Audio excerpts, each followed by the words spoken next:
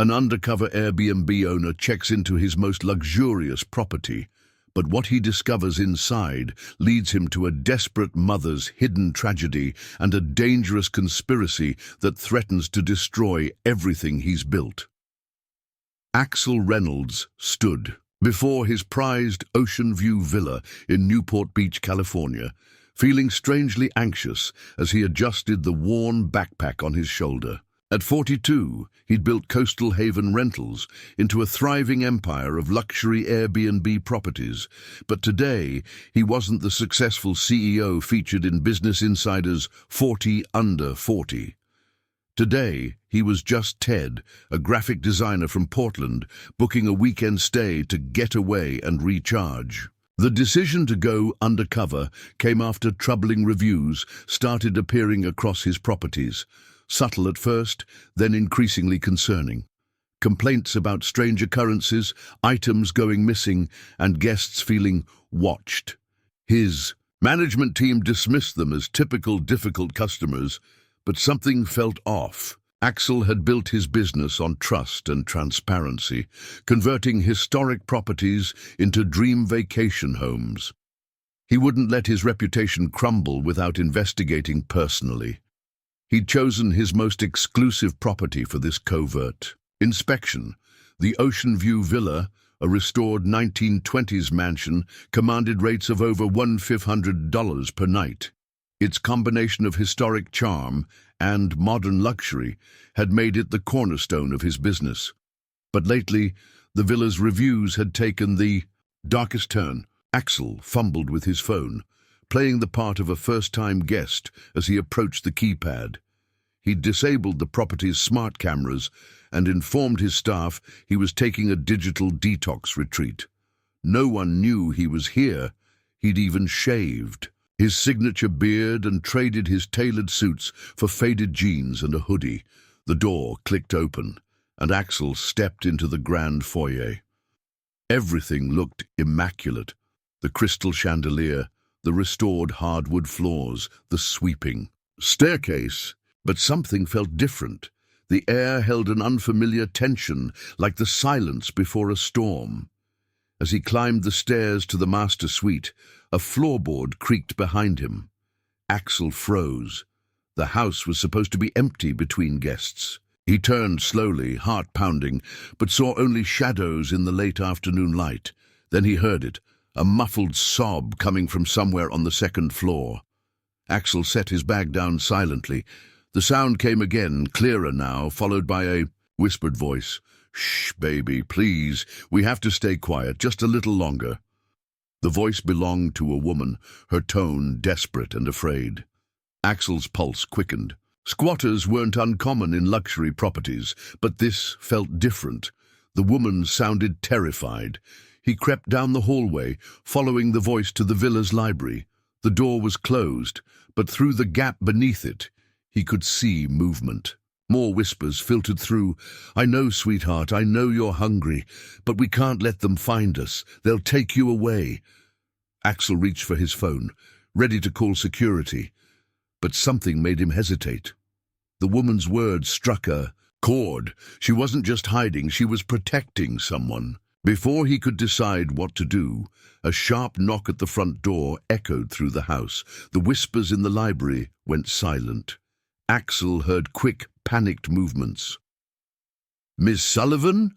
A man's voice called from outside. "We know you're in there. Mr. Reeves wants his property secured. Don't make this harder than it needs to be." The name Reeves hit Axel like a physical blow. James Reeves was his head of security, hired 6 months ago to oversee property protection. But Axel hadn't authorized any securing of properties, especially not like this. In the sudden silence, Axel made a decision that would change everything. Instead of exposing the hidden occupants or calling for help, he knocked softly on the library door. "I'm not with them," he whispered. "And I think you're in serious trouble. Let me help." For a long moment, nothing happened. Then the door opened just enough to reveal a woman's face, pale and drawn with fear. In her arms, she clutched a sleeping toddler, no more than 2 years old. "Please," she said, her voice breaking, "they are going to take my daughter." Looking into her desperate eyes, Axel realized he'd stumbled onto something far darker than negative reviews or property damage. Whatever was happening in his Airbnb empire, it went deeper than he could have imagined. And now he had to choose: expose the truth and risk everything he'd built, or walk away and let whatever sinister plot was unfolding continue. The knocking at the front door grew louder, more insistent. Time was running out.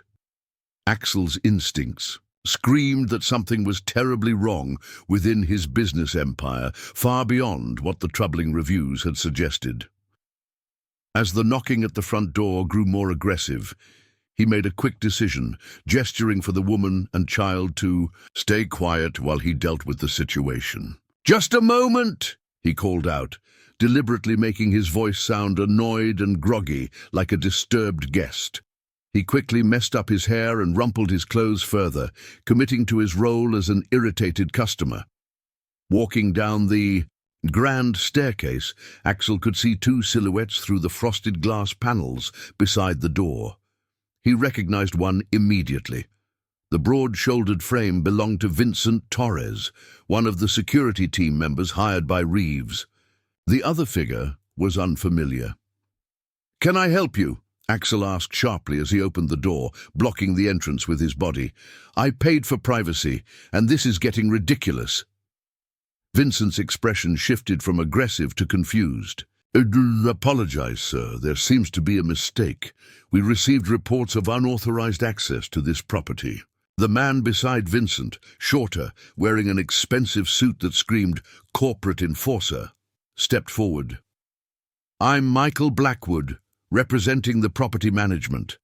We're conducting a routine security sweep. Would you mind if we came in?" Axel felt his jaw clench. He'd never heard of Michael Blackwood, yet here he was, claiming to represent Coastal Haven Rentals, Axel's own company. Something was very wrong. "Actually, I do mind," Axel replied, pulling out his phone. "I paid for this booking through proper channels. I have confirmation right here. Unless you have a warrant, I suggest you leave before I contact both Airbnb support and local law enforcement about harassment." Vincent shifted uncomfortably, but Blackwood's cold smile never wavered. "Of course, sir. We apologize for the disturbance. However, we will need to conduct a thorough inspection of the property tomorrow. Company policy."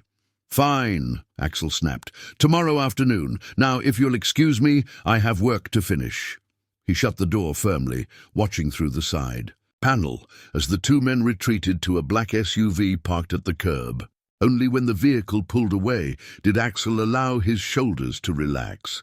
He climbed the stairs quickly, returning to the library. The woman had retreated to the corner, still clutching her daughter protectively. "They're gone," he said softly. "But they'll be back tomorrow. We don't have much time." He studied her more carefully now.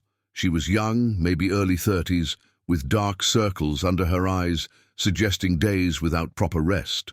The toddler in her arms was thin but clean, wearing clothes that looked recently purchased. "I'm Alex," he said, maintaining his cover, "and I think you'd better tell me what's going on. Who's trying to take your daughter?" The woman hesitated, then seemed to deflate slightly. "I'm Sarah Sullivan. This is Emma." She stroked her sleeping daughter's hair. "I used to work for Coastal Haven Rentals as a property manager. I discovered something I shouldn't have, something terrible." Axel's mind raced. He had over 200 employees, and while he couldn't know them all personally, the name Sullivan didn't ring any bells. She must have been hired through one of the regional offices. "What did you discover?" he asked, keeping his voice gentle. Sarah glanced nervously at the windows. "They're using these properties, some of them, for something illegal. Money laundering, I think, but it's worse than that. I found documents, ledgers that didn't make sense. When I started asking questions, James Reeves called me into his office." Axel felt sick. James Reeves, his head of security, had seemed like the perfect hire 6 months ago. Impeccable references, extensive experience in property management security.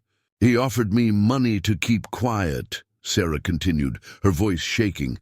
When I refused, he threatened Emma, said he knew people who could make sure I'd never see her again. I ran that night, took everything I could carry, but they froze my accounts, blacklisted me from hotels. I've been moving between different Airbnbs, using cash and borrowed IDs. This place. She looked around the luxurious library. It was supposed to be empty for renovations. I thought we'd be safe here. For a few days. Axel fought to keep his expression neutral, though rage boiled inside him. His own company, which he'd built from the ground up, was being used for criminal activities. Worse, his employees were being threatened and hunted. "How long have you been running?" he asked. 3 weeks, Sarah replied, adjusting Emma's position. As the toddler stirred slightly, I tried going to the police, but Reeves has connections. They dismissed my claims, said I was a disgruntled ex-employee making trouble. I have proof, documentation, but... She trailed off, looking defeated. "But you can't access it without going back," Axel finished. She nodded, looking at Sarah. And Emma, Axel knew he couldn't reveal his true identity yet. If Sarah had evidence of corruption within his company, she might run before he could help her. Or worse, someone might silence her permanently if they discovered she'd made contact with the real owner. "I want to help," he said finally. "But we need to move quickly. Those men will be back tomorrow, and they won't be alone." Sarah studied his face, searching for any sign of deception. "Why would you help us? You don't know me." "Let's just say I have my own reasons for wanting to expose corruption," Axel replied. "Do you trust me enough to tell me where this evidence is?" Before Sarah could answer, Emma woke with a whimper, her small face scrunching up with hunger. The sound crystallized everything for Axel. This wasn't just about his company anymore. It was about protecting an innocent child and her mother from the very organization he'd created. "First," he said, reaching for his backpack, "let's get you both something to eat. Then we can make a plan." As he watched Sarah comfort her daughter, Axel realized that his undercover investigation had uncovered something far more sinister than bad reviews. His company had become a weapon in someone else's hands, and innocent people were paying the price. Tomorrow would bring danger, but for now, in this quiet library, he had to focus on keeping them safe and figuring out just how deep this conspiracy went. While Sarah fed Emma a sandwich from Axel's backpack, he paced the library, mind racing through potential scenarios. The room's wall-to-wall bookshelves and heavy curtains created a fortress-like atmosphere, but he knew it wouldn't protect them. In for long.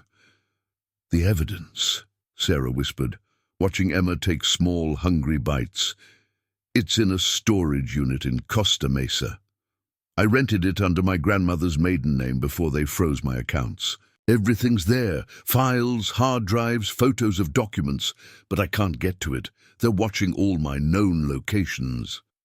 Axel stopped pacing. The Costa Mesa location was just 15 minutes away. "Tell me more about what you found. What exactly made you start investigating?" Sarah gently wiped crumbs from Emma's chin.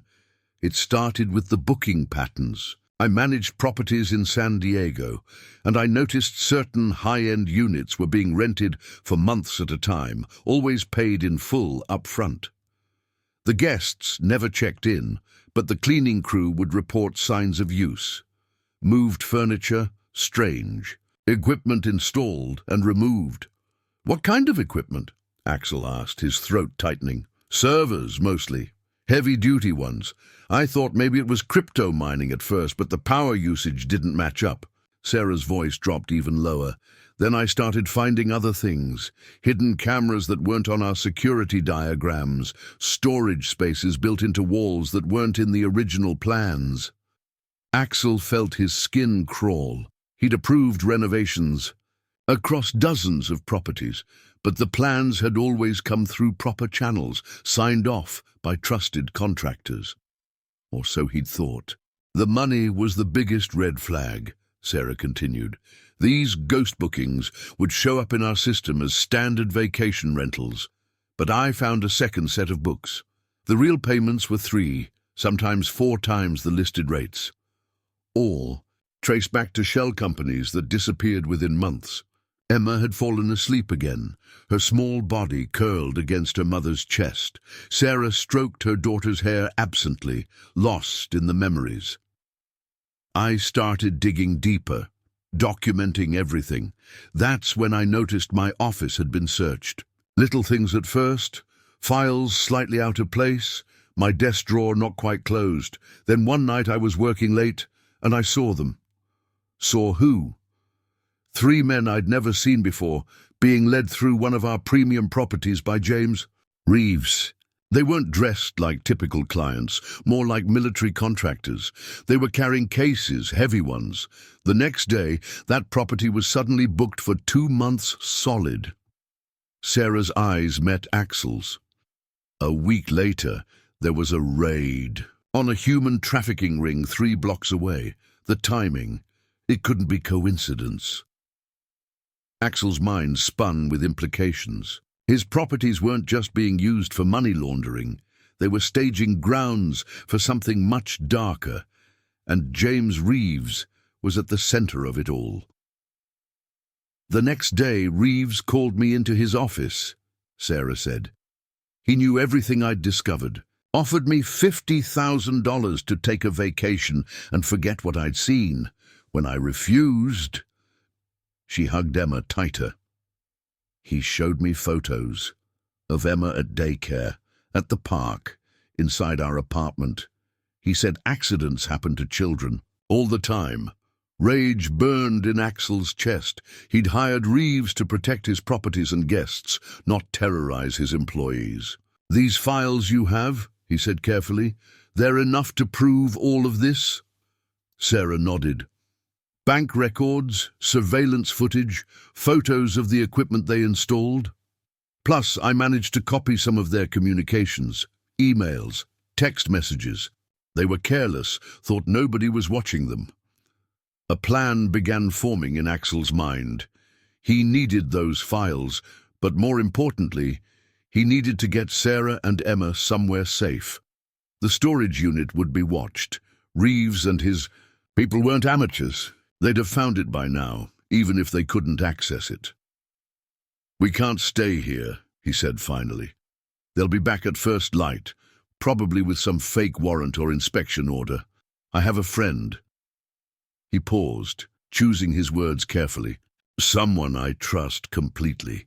She owns a small bed and breakfast about an hour north. No electronic bookings, cash only. They won't think to look there.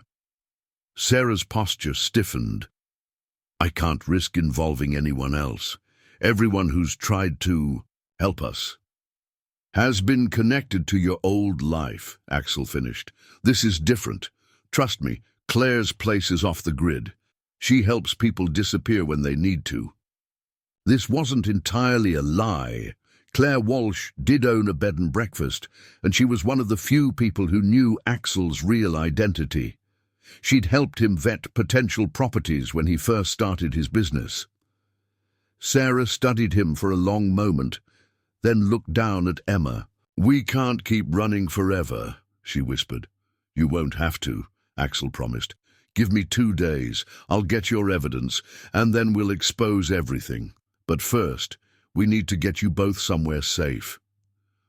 As if in response to his words, a car door slammed outside. Axel moved silently to the window, peering through a gap in the curtains. The black SUV had returned, and Michael Blackwood was standing on the sidewalk, talking on his phone. They're watching the house, he said quietly. We'll need to be creative about leaving. He turned back to Sarah, whose face had gone pale with fear. Do you trust me? Sarah looked down at her sleeping daughter, then back at Axel. In the dim library light, He could see the weight of weeks of running in her eyes, the bone-deep exhaustion of constant fear. Finally, she nodded. "Yes," she whispered. "God help me, I do." Axel squared his shoulders. Getting them out safely would test everything he knew about his own properties, but first he needed to make a call, one that would set events in motion that couldn't be stopped. Claire Walsh needed to prepare for guests, and Axel Reynolds needed to figure out how to save his company from the criminals who had infiltrated it, all while keeping his true identity hidden from the very people he was trying to protect. Moving in the darkness of his own property felt surreal to Axel. He knew every inch of the Ocean View villa. He'd overseen its renovation personally, but now those intimate details served a different purpose. Each hidden maintenance access, every service entrance became potential escape routes. "The SUV's still out front," he whispered, returning from another careful check through the windows. "But I know another way out. This house has features that aren't on any official blueprints." Sarah gathered their few belongings while Axel pulled out his phone, keeping the screen dimmed. He texted Claire, "Urgent. Need sanctuary for mother and child. No questions. No records." Her response came seconds later. "Doors open. Use the back road." The villa's basement held a secret that even James Reeves didn't know about. During renovations, Axel had discovered an old Prohibition-era tunnel leading to what was once a speakeasy 2 blocks away. He'd preserved it, officially sealing it off, but secretly reinforcing it as an emergency exit. He'd never imagined he'd need to use it himself. "Follow me," he whispered, leading Sarah and Emma down the service stairs. The basement lights stayed off. He didn't dare risk anyone seeing the illumination through the ground-level windows. Using his phone's dim light, he guided them past the modern laundry room to what appeared to be a wine cellar. Sarah clutched Emma closer, the toddler mercifully still asleep. "Where are we going?" "Something left over from the 1920s, Axel explained, running his hands along the wood paneling. The original owner was less concerned with property laws than prohibition laws. His fingers found the hidden catch, and a section of shelving swung silently outward on well-maintained hinges. Behind the false wall, rough stone steps led down into darkness. Sarah hesitated, but the sound of a car door slamming above made her decision. They descended carefully, Axel leading the way with his phone's light.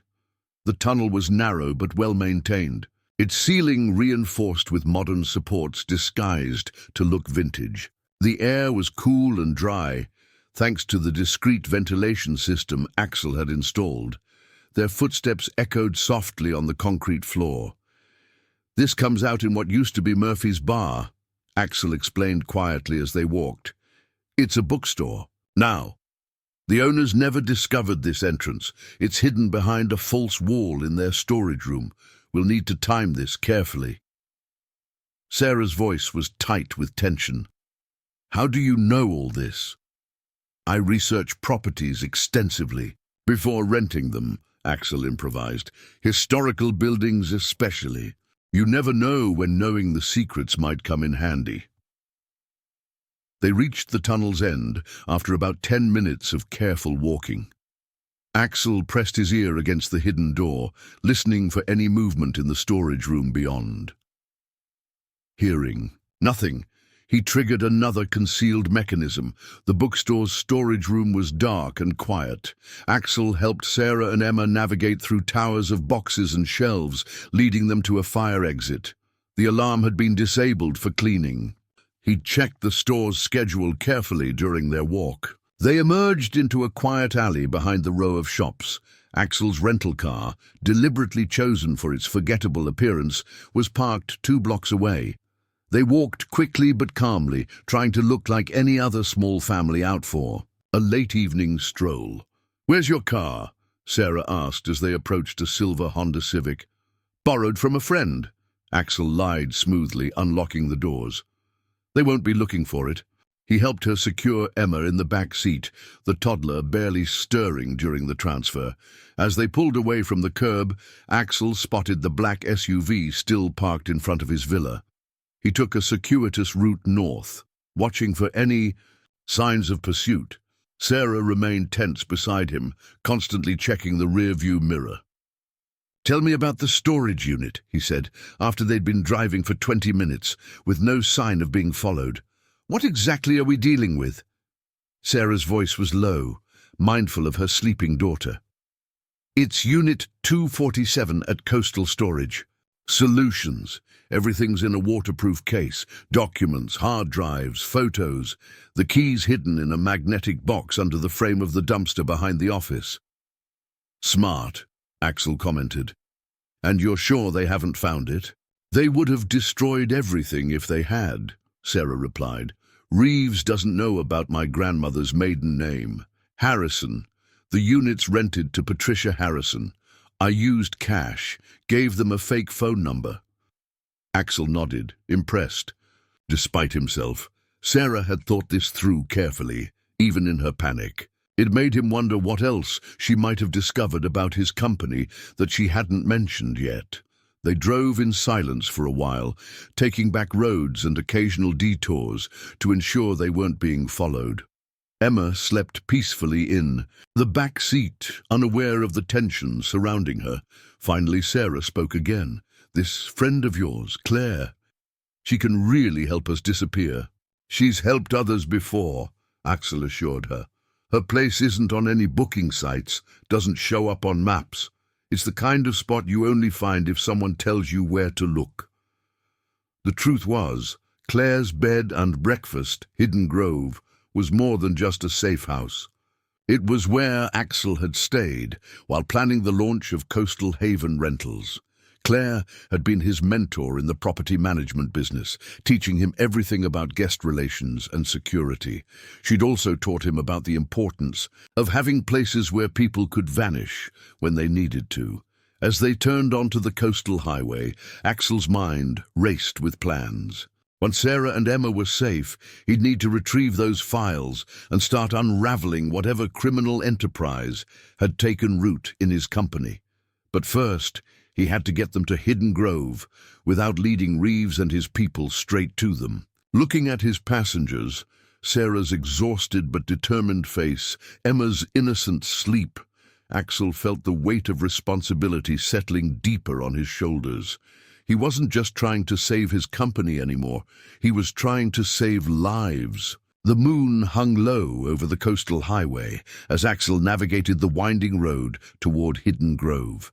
They'd been driving for nearly an hour, taking deliberate detours to ensure no one had followed them from Newport Beach. Sarah had finally relaxed, slightly, though her hand remained protectively on Emma's leg in the back seat. "Turn left here," a familiar voice crackled through Axel's phone. Claire's directions were precise, guiding them off the main road onto a narrow, tree-lined drive that didn't appear on any GPS. "The cameras show you're clear. No one's followed. You passed the checkpoint." Axel hadn't told Sarah about the sophisticated security system Claire maintained along the approaching roads. A network of hidden cameras and sensors that could detect any vehicle within a 5-mile radius of Hidden Grove. It was one of the reasons he trusted this place as a sanctuary. The bed and breakfast emerged from the darkness. A sprawling Victorian mansion set back from the road, its wraparound porch illuminated by soft lantern light. To casual observers, it looked like nothing more than a charming historic home. They wouldn't notice the reinforced windows, the state-of-the-art locks, or the discreet security cameras disguised as vintage decorations. Claire Walsh stood on the porch, her silver hair gleaming in the lamplight. At 65, she carried herself with the quiet authority of someone who'd seen everything and feared nothing. She'd been running this safe house for longer than Axel, had been in business. "Inside, quickly," Claire directed as they approached, her keen eyes scanning the darkness beyond them. "The east wing is ready." Sarah hesitated at the bottom of the porch steps, clutching a sleeping Emma closer. Axel saw the familiar fear in her eyes, the instinct to run that had kept them alive these past weeks. "It's safe here," he assured her softly. "Claire's helped people like you before." They followed Claire through the house's main floor, which looked exactly like what guests would expect from an upscale bed and breakfast. But as they climbed to the second floor and moved into the east wing, subtle differences emerged. The windows were equipped with one-way privacy film. The doors had reinforced frames and multiple locks. Every room had a concealed panic button and escape route. "You'll stay here," Claire announced, opening a door to reveal a cozy suite with 2 bedrooms. The windows face the cliffside. No one can approach unseen. There's a fully stocked kitchen, and the bathroom has emergency supplies. She paused, studying Sarah's exhausted face. "When was the last time either of you saw a doctor?" Sarah shook her head. "We couldn't risk it. They have people watching hospitals, clinics." "I have someone who makes house calls," Claire interrupted gently. "No records, no questions. She can be here in the morning." While Claire helped Sarah settle Emma into the smaller bedroom, Axel pulled out his phone, checking for any alerts from his property's security system. The Ocean View Villa's cameras showed the black SUV had finally left, but he noticed 2 other vehicles now parked within observation distance. Reeves was setting up surveillance, probably planning to follow him when he left in the morning. "Alex?" Sarah's voice pulled him from his thoughts. She stood in the doorway between rooms, uncertainty written across her face. "Thank you for everything. I know helping us puts you at risk. Get some rest," he said quietly. "You're safe here. I'll start working on retrieving your evidence tomorrow." Claire followed him downstairs to her private office, closing the door before fixing him with a sharp look. "What mess have you stumbled into, Axel?" He told her everything. The suspicious reviews, his decision to go undercover, discovering Sarah and Emma, and the apparent criminal enterprise operating within his company. Claire listened without interrupting, her expression growing darker. "James Reeves," she mused when he finished.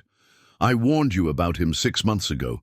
His references were too perfect, his background too clean." "I should have listened," Axel admitted.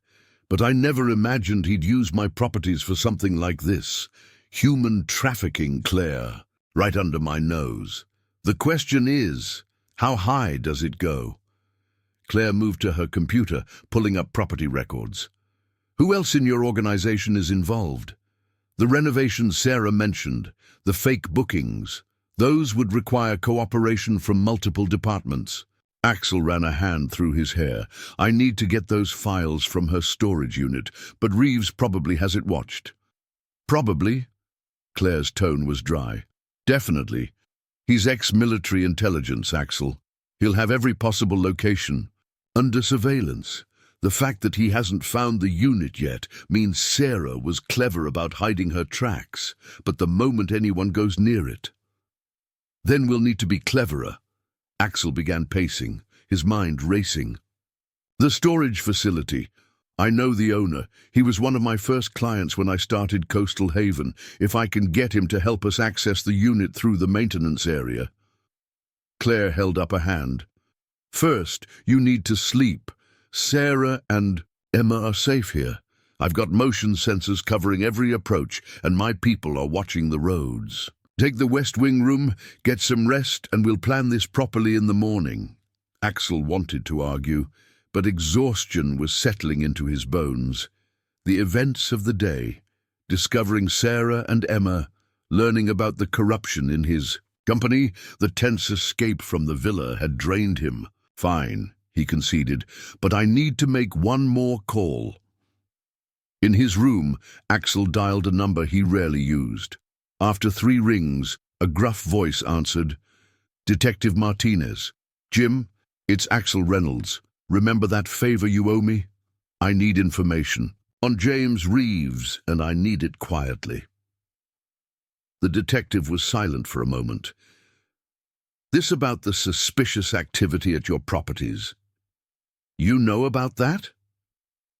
We've been watching, but we can't prove anything yet. Come to my office tomorrow.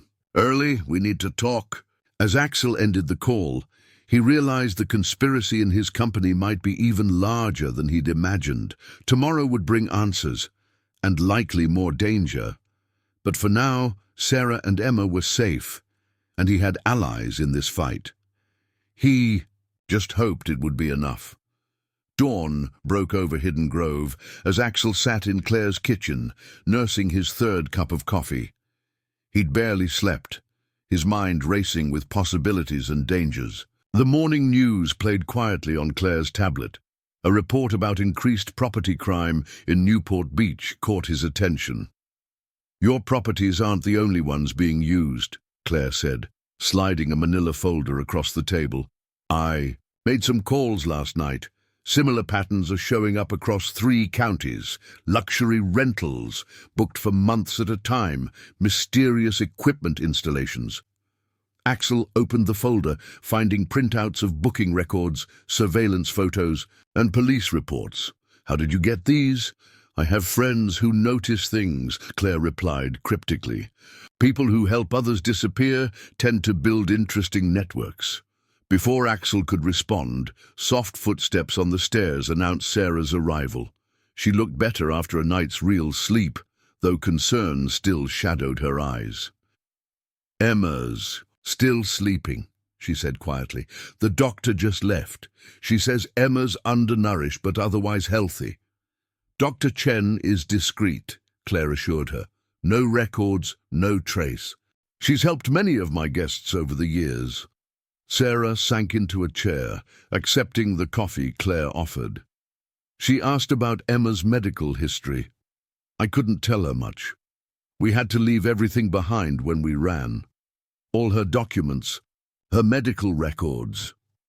They're in a safe deposit box," Axel guessed. Sarah nodded. "Along with my passport, Emma's birth certificate, everything important. I couldn't risk going back for them. The bank's probably watching it." Axel shared a look with Claire. They needed those documents. Running without identification would become increasingly difficult, especially if they needed to move Sarah and Emma out of state. "I have a meeting with Detective Martinez this morning," Axel said carefully. "He might be able to help us access your documents legally through official channels." Sarah's hand tightened around her coffee cup. "The police, but Reeves has connections." "Jim Martinez is different," Claire interjected. "He's been investigating corruption in property management for years. More importantly, he owes Alex, a favor." Axel winced at Claire's near slip, but Sarah didn't seem to notice. She was staring into her coffee, lost in thought. "The evidence in the storage unit," she said finally. "It proves everything.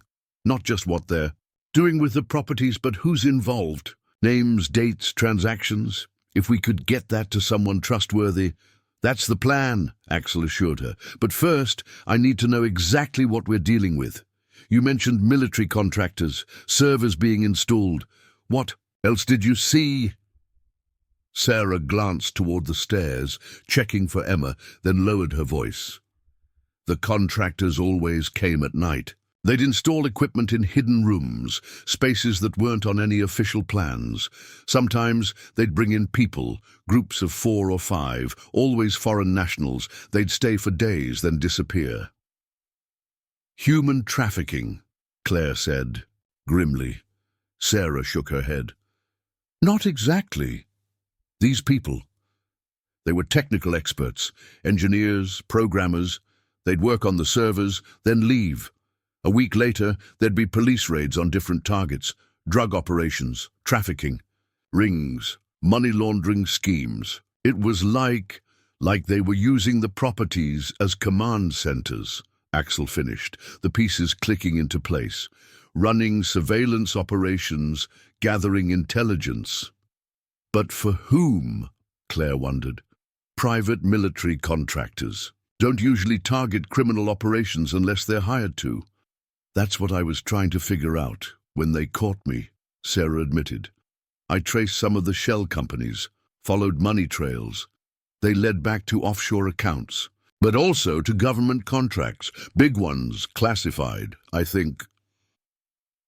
She hesitated. I think someone's running unauthorized operations, using legitimate security contracts as cover. Axel's phone buzzed. A text from Detective Martinez. Don't come to the office. Meet at Carson's Diner, 9 a.m. Come alone. The change in location sent warning bells ringing through Axel's mind. Martinez was being cautious, which meant he'd discovered something significant and dangerous. I need to go, he said, standing. Claire. We'll be fine, Claire assured him. No one knows this place exists, and my security system would detect any approach. Sarah caught his arm as he passed. Be careful. These people, they don't hesitate to eliminate problems. Axel squared his shoulders, the weight of his real identity pressing down on him. He wasn't just trying to protect his company anymore. He was uncovering what appeared to be a massive criminal conspiracy using legitimate businesses as cover. And somewhere in the evidence Sarah had gathered was proof that could expose it. All. I'll be back soon, he promised. If anything feels wrong, anything at all, Claire knows what to do. As he drove toward Carson's Diner, Axel's mind raced through contingency plans. He needed to get Sarah's evidence, secure her documents, and find a way to expose everything without getting them all killed. More importantly, he needed to figure out how deep the corruption in his own company went. His phone buzzed again, another text from Martinez. You're being watched. Ditch your phone. Axel pulled into a gas station, bought a burner phone with cash, and left his regular phone in the glove compartment. As he pulled back onto the road, he spotted a familiar black SUV, 3 cars behind. They were following him, which meant his cover might already be blown. But they didn't know about Claire's place, about Sarah's evidence, or about his meeting with Martinez. He still had cards to play. He just had to stay alive long enough to play them. Carson's Diner loomed ahead, its neon sign flickering in. The morning sun. Somewhere inside, Martinez waited with information that could change everything. Axel just hoped he was ready for whatever he was about to learn. Carson's Diner sat at the intersection of 2 quiet streets, its dated exterior a relic of 1950s Americana. Axel parked around back, noting the positions of security cameras and exits, a habit he'd developed since this nightmare began. Through the window, he spotted Detective Martinez in a corner booth, facing the door, a cup of coffee cooling in front of him. Before entering, Axel did a slow scan of the parking lot. The black SUV that had followed him was nowhere in sight, but he noticed a grey sedan with tinted windows idling across the street. 2 men sat inside, trying too hard to look casual. The bell above the door chimed as Axel entered. Martinez didn't look up from his coffee, but his right hand stayed below the table, likely resting on his weapon. Axel slid into the booth, positioning himself to watch both the front door and the kitchen entrance. You've picked up some new friends, Martinez said quietly, still not looking up. 3 cars following you from the gas station, professional tail, military training. Want to tell me what you stepped in? Hoping you could tell me, Axel replied, keeping his voice low. What did you find on James Reeves? The waitress approached, but Martinez waved her off with a practiced smile. Once she was out of earshot, he finally met Axel's eyes. James Reeves doesn't exist, at least not the one you hired. The background, the references, all fabricated, expertly. Hadan would fool most checks, but I have a friend at the FBI who ran a deeper scan. Martinez slid a photo across the table. It showed a younger version of Reeves in military uniform. Real name is Marcus Blackwood, former Delta Force, specialized in covert operations, went private sector 10 years ago, working for various security firms. Then he vanished completely. About 2 years ago. Axel's blood ran cold. Blackwood? Yesterday, a man came to my property claiming to be Michael Blackwood. His brother, Martinez confirmed, also former military. They're part of a private military corporation called Sentinel Group. Officially, they provide security consulting and training. Unofficially. He glanced around before continuing. They're suspected of running unauthorized domestic surveillance operations, using private properties as staging grounds, gathering intel on criminal organizations. Why? Who are they working for? Martinez leaned forward. That's where it gets complicated. We think they're contracted by certain government agencies for overseas operations, but someone high up in their organization decided to build a side business. They identify criminal enterprises, drug cartels, trafficking rings, money laundering operations, and then they blackmail them, Axel finished, the pieces falling into place. Use the intel they gather to extort protection money. Exactly. But they needed legitimate businesses as cover. High-end rental properties, perfect for installing surveillance equipment without raising suspicion. Your company wasn't the only one they infiltrated, but it was their biggest success. Axel thought of Sarah's evidence, the documentation she'd gathered. If someone had proof of this operation, they'd be a major liability, Martinez said grimly. Which brings us to your employee, Sarah Sullivan. She's alive? Axel hesitated, but he needed Martinez's help. Safe, for now. She has evidence, documents, recordings, financial records. Where? Storage unit, but they're watching it. Martinez nodded slowly. They've been tracking her movements since she disappeared. The fact that they haven't found her evidence yet is driving them crazy. But here's what you don't know. 3 other property management employees who started asking questions in the past year have vanished.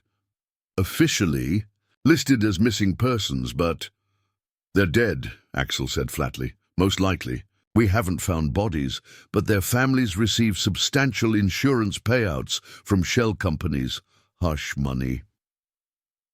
A commotion at the front of the diner drew their attention.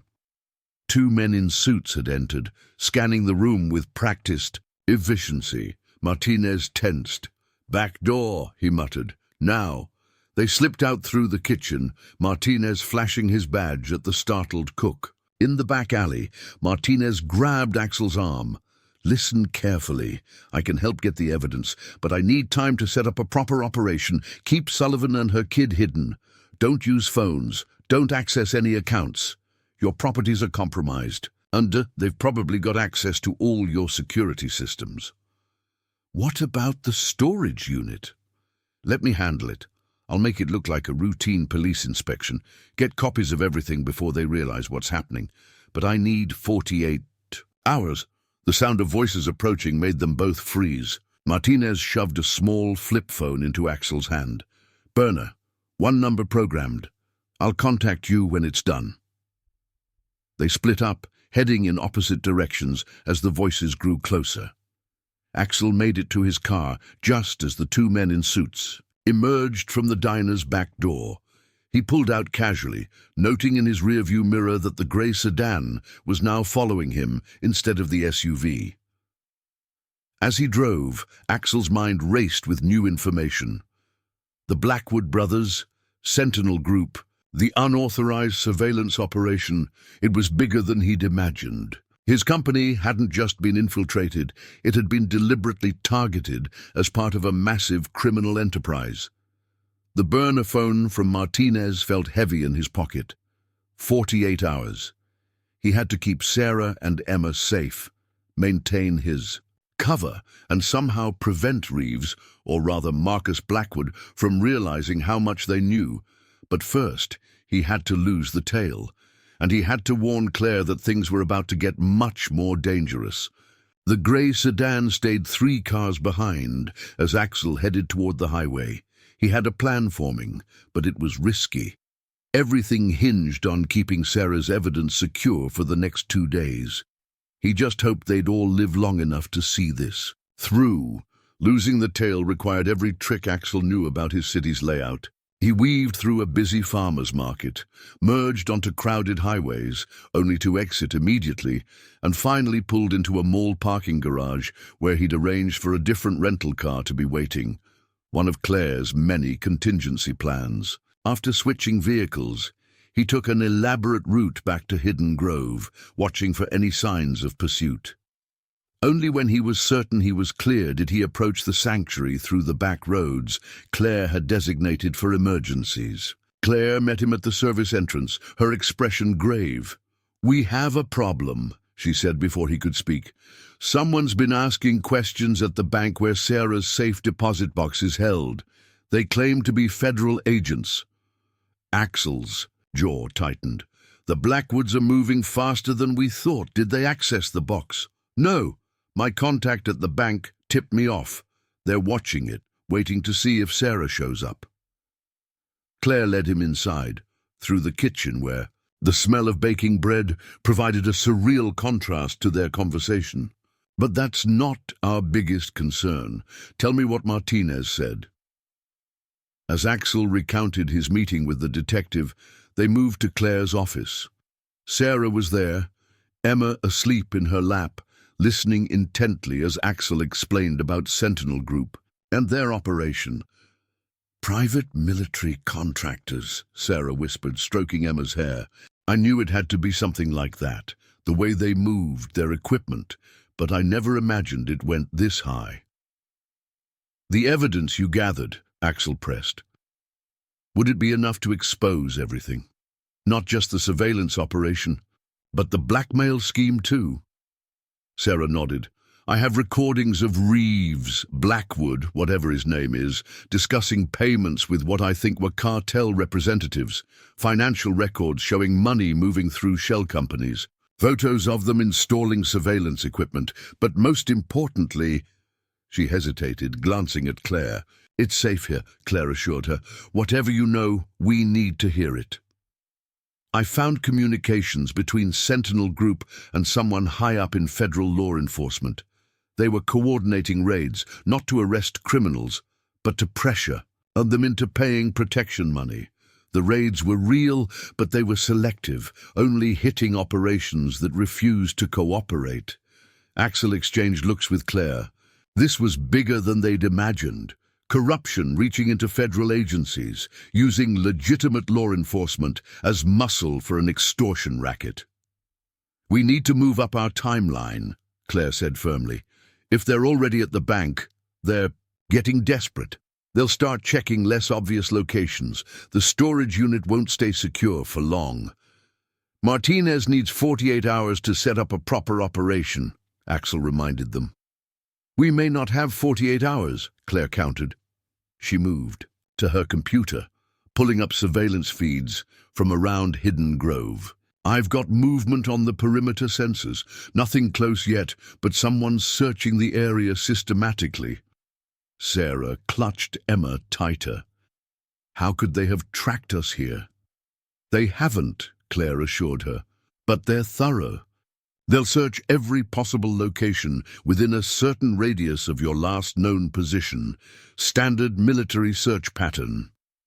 Axel felt the weight of his decisions pressing down on him. He still hadn't revealed his true identity to Sarah, but with each passing hour, the deception felt more dangerous. If she knew he owned the very properties being used in this criminal enterprise, would she still trust him?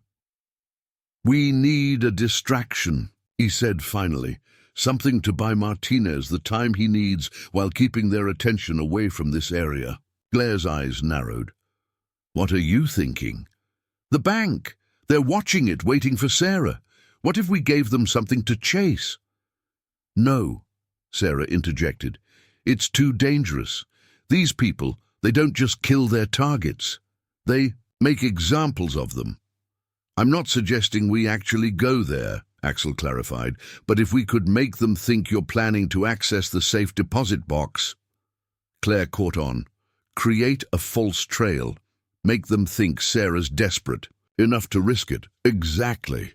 If they think they know where she's heading, they'll focus their resources there. It might buy us the time Martinez needs to secure the storage unit evidence. Sarah shook her head. But how? They're watching everything. Phones, accounts, cameras. We use their own surveillance against them, Axel said, a plan forming.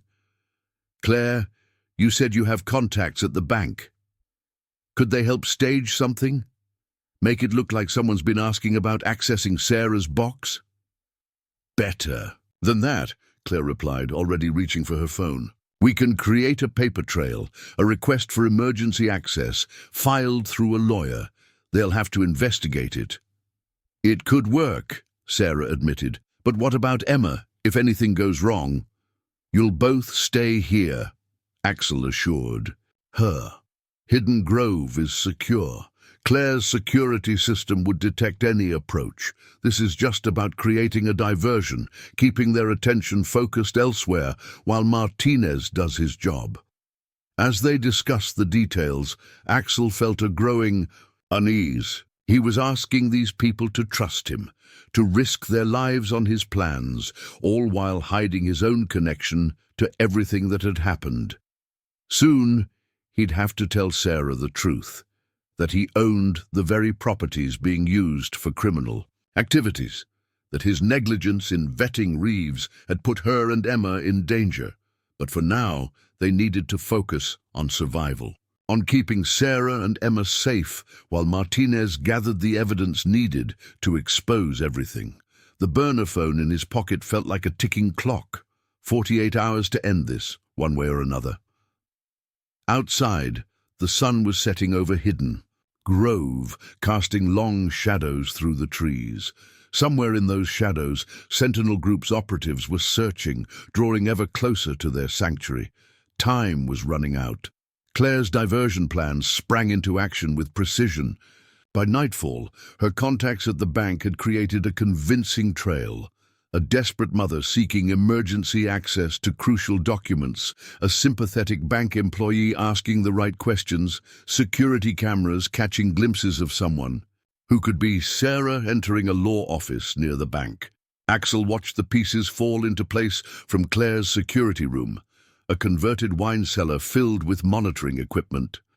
Multiple screens showed feeds from Hidden Grove's perimeter sensors, while others displayed police band communications and traffic camera footage from around the bank. They're taking the bait, Claire announced, monitoring encrypted communications through specialized equipment. 2 teams diverted to the bank area. They've also started surveillance on 3 law offices that handle emergency bank access. Sarah entered the security room. Emma finally settled in for the night upstairs. How do we know they haven't figured? You doubt? These people are professionals. That's exactly why they'll follow procedure, Axel explained. Military training means following protocols. Right now, protocol says to investigate any potential lead thoroughly. A new alert flashed on one of Claire's screens. Movement on the property's eastern perimeter. They watched as infrared sensors picked up 2 figures moving through the woods, then retreating. Just a regular patrol, but too close for comfort. They're still searching this area, Claire noted grimly. The bank diversion won't hold them forever. Axel's burner phone vibrated. A text from Martinez. Storage facility under surveillance. Need bigger distraction. Police raid tomorrow morning would clear the area. He needs more, Axel muttered, showing them the message. The storage facility is too hot. Claire studied the screens thoughtfully. What if we gave them something bigger to worry about? Not just Sarah potentially accessing her documents, but a threat to their whole operation. What do you mean? Sarah asked. Your evidence implicates federal agents, right? Shows cooperation between Sentinel Group and corrupt officials. Claire turned to her computer, fingers flying over the keyboard. What if rumors started circulating that copies of that evidence were about to be released to multiple news outlets? Axel caught on. They'd have to respond. Standard procedure would be to lock down all potentially compromised locations, try to contain the leak.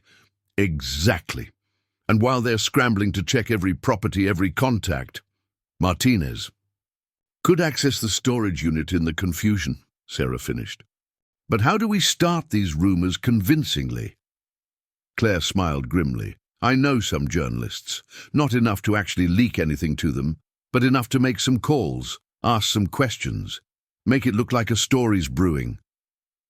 Do it, Axel decided, but we need more. Something to make the threat feel immediate. He paused, an idea forming. What if we used my identity? Sarah looked confused. What do you mean? This was it. The moment Axel had been dreading. Sarah, there's something I need to tell you. I'm not just some random person who decided to help. He took a deep breath. I'm Axel Reynolds. I own Coastal Haven Rentals. All the properties Sentinel Group has been using, they're mine. The color drained from Sarah's face. She took a step back, shock and betrayal warring in her expression. You own. This whole time. I went undercover to investigate the suspicious reviews. That's when I found you and Emma. I couldn't tell you who I was at first. I needed to understand what was happening in my own company. Why tell me now? Sarah's voice was barely a whisper.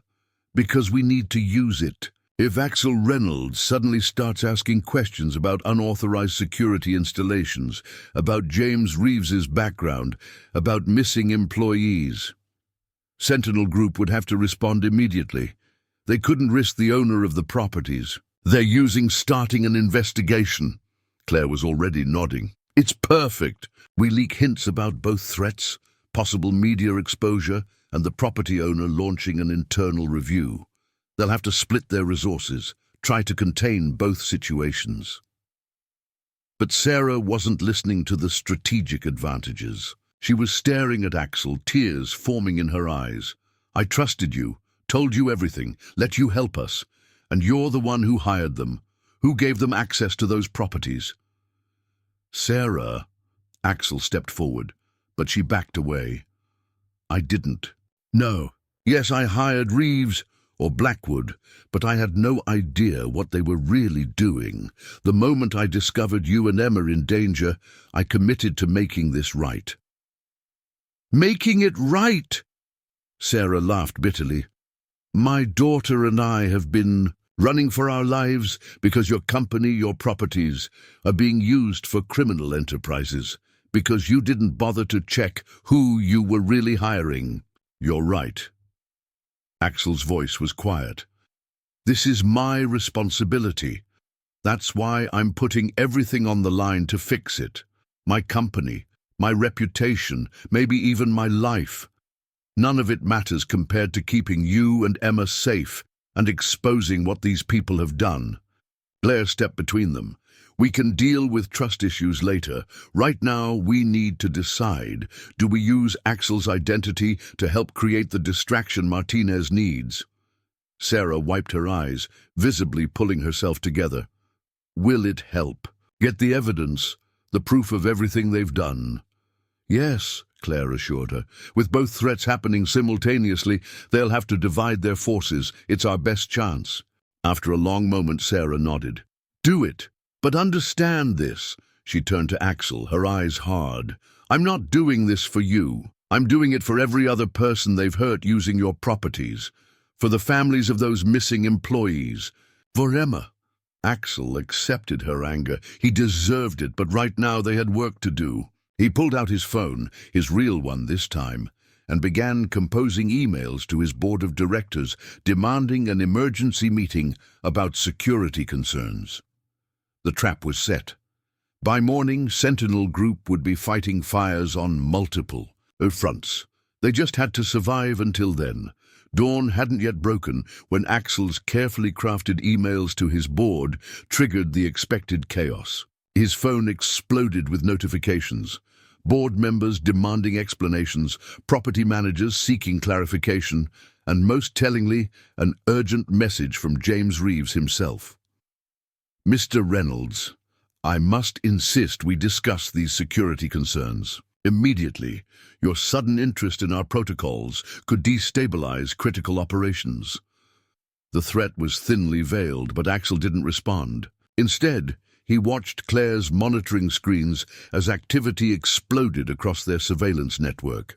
Black SUVs departed from multiple locations, communication channels lit up with encrypted traffic, and security teams began mobilizing around key properties. "They're pulling personnel from outlying areas," Claire observed, tracking the movements, "including the teams that were searching this region. Your corporate inquiries spooked them." Sarah stood in the corner of the security room, arms crossed, still keeping her distance from Axel. "What about the storage facility?" Claire switched feeds, showing the storage complex where Sarah's evidence was hidden. The overnight security patrol had been joined by two suspicious vehicles, a delivery van and a maintenance truck, both likely containing Sentinel Group operatives. "Martinez is ready," Axel said, checking the burner phone. "He's assembled a task force, all clean cops he trusts personally. They're just waiting for the right moment." As if on cue, Claire's police scanner crackled to life. Reports of suspicious activity at multiple coastal haven properties began flooding the channels. The journalist contacts Claire had activated were doing their job, generating just enough chatter to force Sentinel Group to investigate potential leaks. "Look," Claire pointed to one of her screens. "They're pulling teams from the storage facility. Standard procedure. Secure primary locations first, contain potential exposure." Axel nodded grimly. "They think their surveillance equipment and sensitive materials at the rental properties are the bigger threat. They don't know exactly what evidence Sarah has." "The storage unit will be the least defended it's been in weeks," Claire confirmed. "If Martinez is going to move, it needs to be soon." Sarah stepped closer to the monitors, watching the tactical situation unfold. "Those vehicles leaving the storage facility. Where are they heading?" Claire checked her data. "Most are converging on your Newport Beach properties, Mr. Reynolds. They think that's where a potential leak might originate, given your sudden questions about security." Perfect," Axel muttered. "Keep them chasing shadows there while—" An alarm cut him off, one of Hidden Grove's perimeter sensors. They all turned to the security feeds, watching as a single figure moved through the pre-dawn darkness toward the house. "Back entrance," Claire said sharply, switching to infrared. "One person moving with purpose. They know what they're looking for." Sarah's face went pale. "How did they find us?" "They haven't," Axel assured her, studying the figure's movements. "This isn't a tactical team. It's someone alone, someone who knows about this place." Claire zoomed the camera in as the figure passed under one of the property's hidden lights. The image sharpened, revealing a woman in her 50s, wearing a security uniform. "Catherine Chen," Claire breathed. "My contact at the bank, but why would she—" "She's compromised," Axel cut in. "Sentinel Group must have gotten to her, threatened her into revealing what she knew about our diversion." "The house is secure," Claire said, but her voice held doubt. "All entrances locked down, security active." "We need to move Sarah and Emma," Axel decided. "If Chen told them about this place, more will be coming." Sarah was already heading for the stairs. "I'll get Emma." "Wait," Claire called, watching the feeds. "Chen's not heading for the main house. She's moving toward the old groundskeeper's cottage." They watched as Catherine Chen approached the small building at the edge of the property. Her movements were nervous, furtive. She kept looking over her shoulder. "She's scared," Sarah observed. "Look at how she's moving." Axel made a decision. "I'm going out there. If she's being forced to help them, maybe we can turn this to our advantage." "It's too dangerous," Claire protested, but Axel was already checking his phone. A new message from Martinez. "Task force in position. Need confirmation storage facility is clear. We need to know what Chen told them," Axel insisted. "How much they know. Maybe she can help us feed them false information, buy Martinez more time. Sarah caught his arm as he headed for the door. Why should I trust you to handle this? You've hidden things from the start. Axel met her eyes. Because despite my mistakes, despite hiding my identity, everything I've done has been to protect you and Emma. That hasn't changed. Something in his voice must have convinced her because she released his arm.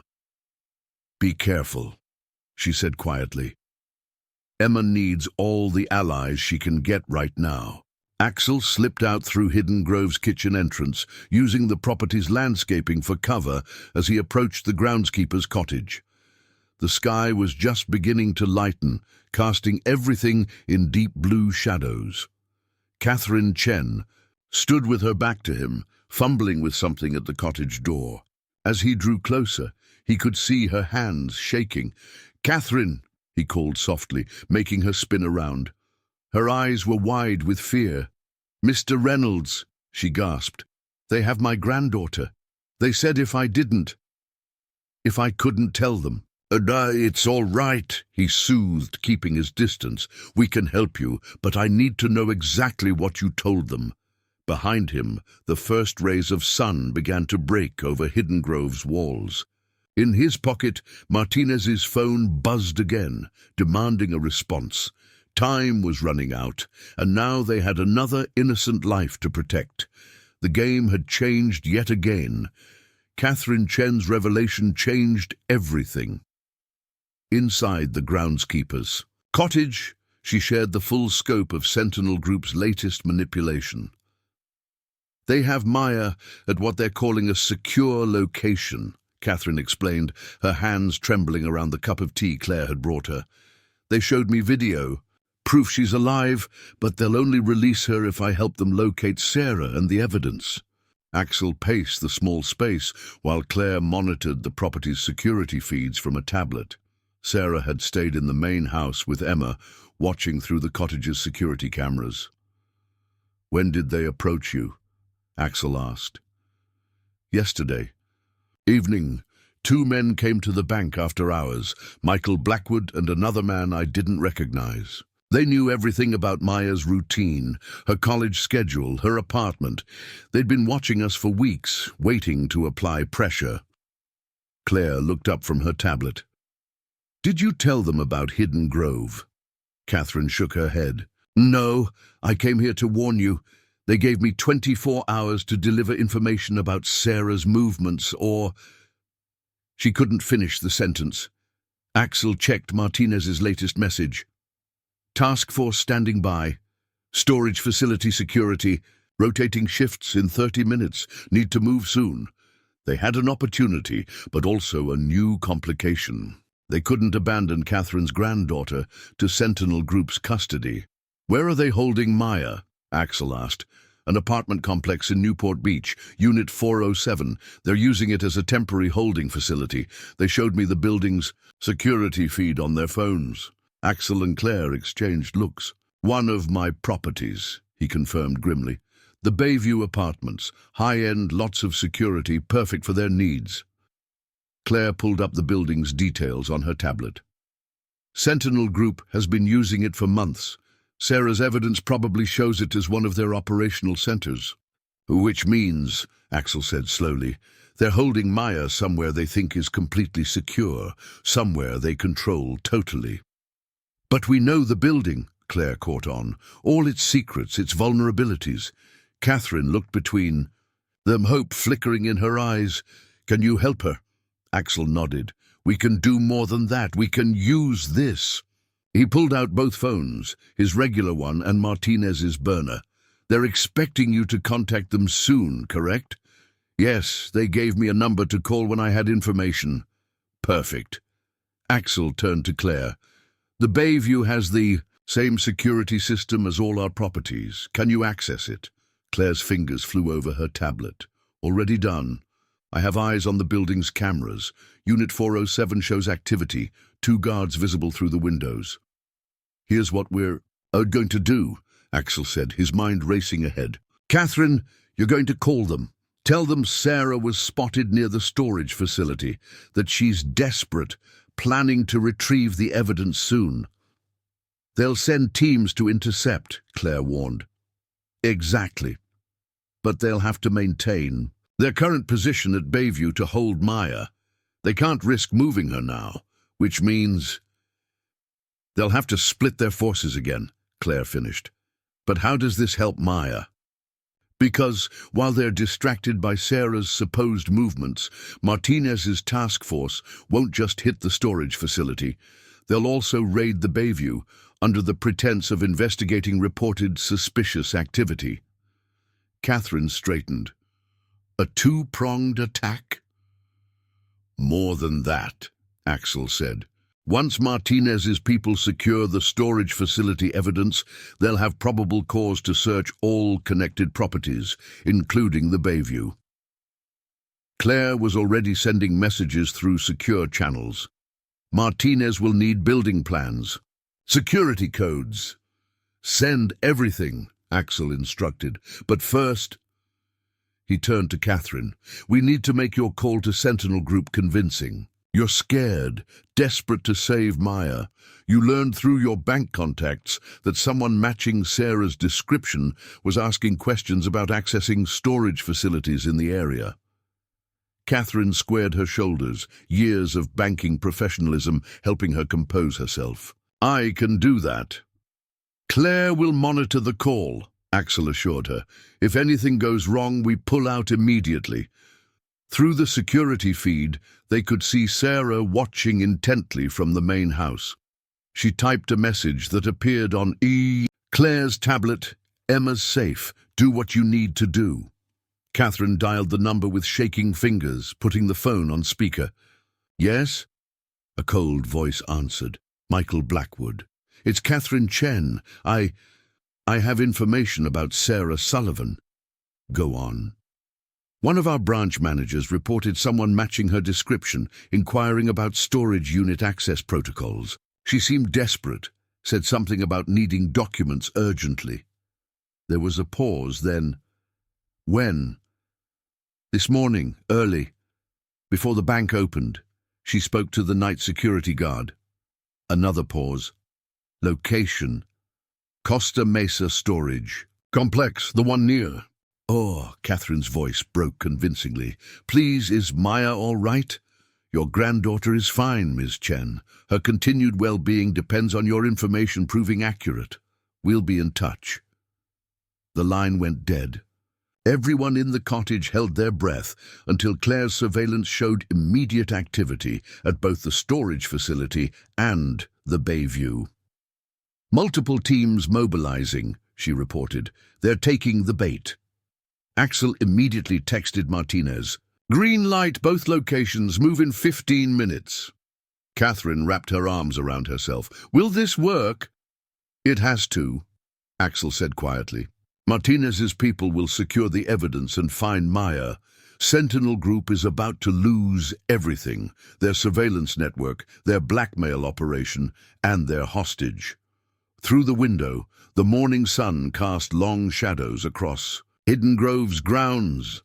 Somewhere in Newport Beach, a young woman waited in a locked apartment while in a storage unit across town. The evidence that could bring down a criminal empire sat waiting to be discovered. The next 15 minutes would determine all their fates. The next 15 minutes unfolded like a precisely choreographed dance of chaos.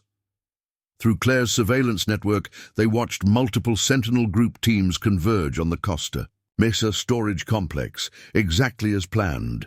Meanwhile, Martinez's task force moved into position around both targets, maintaining radio silence. 4 SUVs approaching the storage facility, Claire reported, monitoring multiple feeds. They're establishing a perimeter, exactly as they would if they really thought Sarah was coming. What about the Bayview? Catherine asked, clutching her phone, waiting for any news about Maya. 2 teams remain in place there, Claire confirmed. They're not taking any chances with their hostage. Martinez's people are moving into position through the underground parking structure. Axel's burner phone vibrated. Teams in position, ready on your mark. Sarah's voice came through the cottage's intercom system. The evidence is in Unit 247, but there's something I haven't told you. There's a second set of documents hidden in a different unit. Insurance, in case they found the first one. Axel leaned toward the intercom. Where? Unit 189, registered under my mother's name. They never connected it to me. It contains copies of everything, plus additional surveillance footage I gathered the night before I ran. Footage of Reeves, Blackwood, meeting with what looked like federal agents. This changed things. They'd need to secure both units before Sentinel Group could react. Axel quickly texted Martinez the new information. Claire, he turned to the security expert, can you access the storage facility's internal cameras? Already done. Sentinel Group has men watching both the main entrance and the back access road, but she pulled up a different feed. There's the maintenance tunnel, the one they don't know about because it's not on any official plans. Axel remembered that tunnel, another historic quirk he'd discovered during property renovations. Like the speakeasy passage at his villa, he'd kept it off official records while ensuring it remained usable. Martinez needs to know about that access point, he said. His teams can enter undetected, get to both storage units before Sentinel Group realizes what's happening. Catherine, who had been watching the Bayview cameras intently, suddenly grabbed Claire's arm. Maya's moving. They're taking her out of the apartment. They all turned to the feed. Two men were escorting Maya Chen through the Bayview's hallway toward the elevator. The young woman looked terrified but physically unharmed.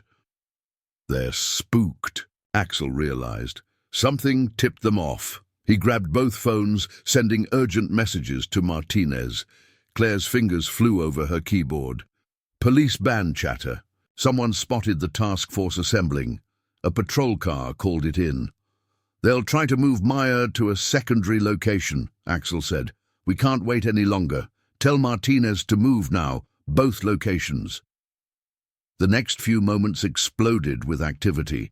On the storage facility feeds, they watched Martinez's teams emerge from the maintenance tunnel, catching Sentinel Group's perimeter teams completely by surprise. Simultaneously, at the Bayview, tactical units swept into the building through multiple access points. Storage facility teams in position, Claire reported. Units 247 and 189 secured. Sentinel Group personnel being detained. Maya, Catherine's voice shook.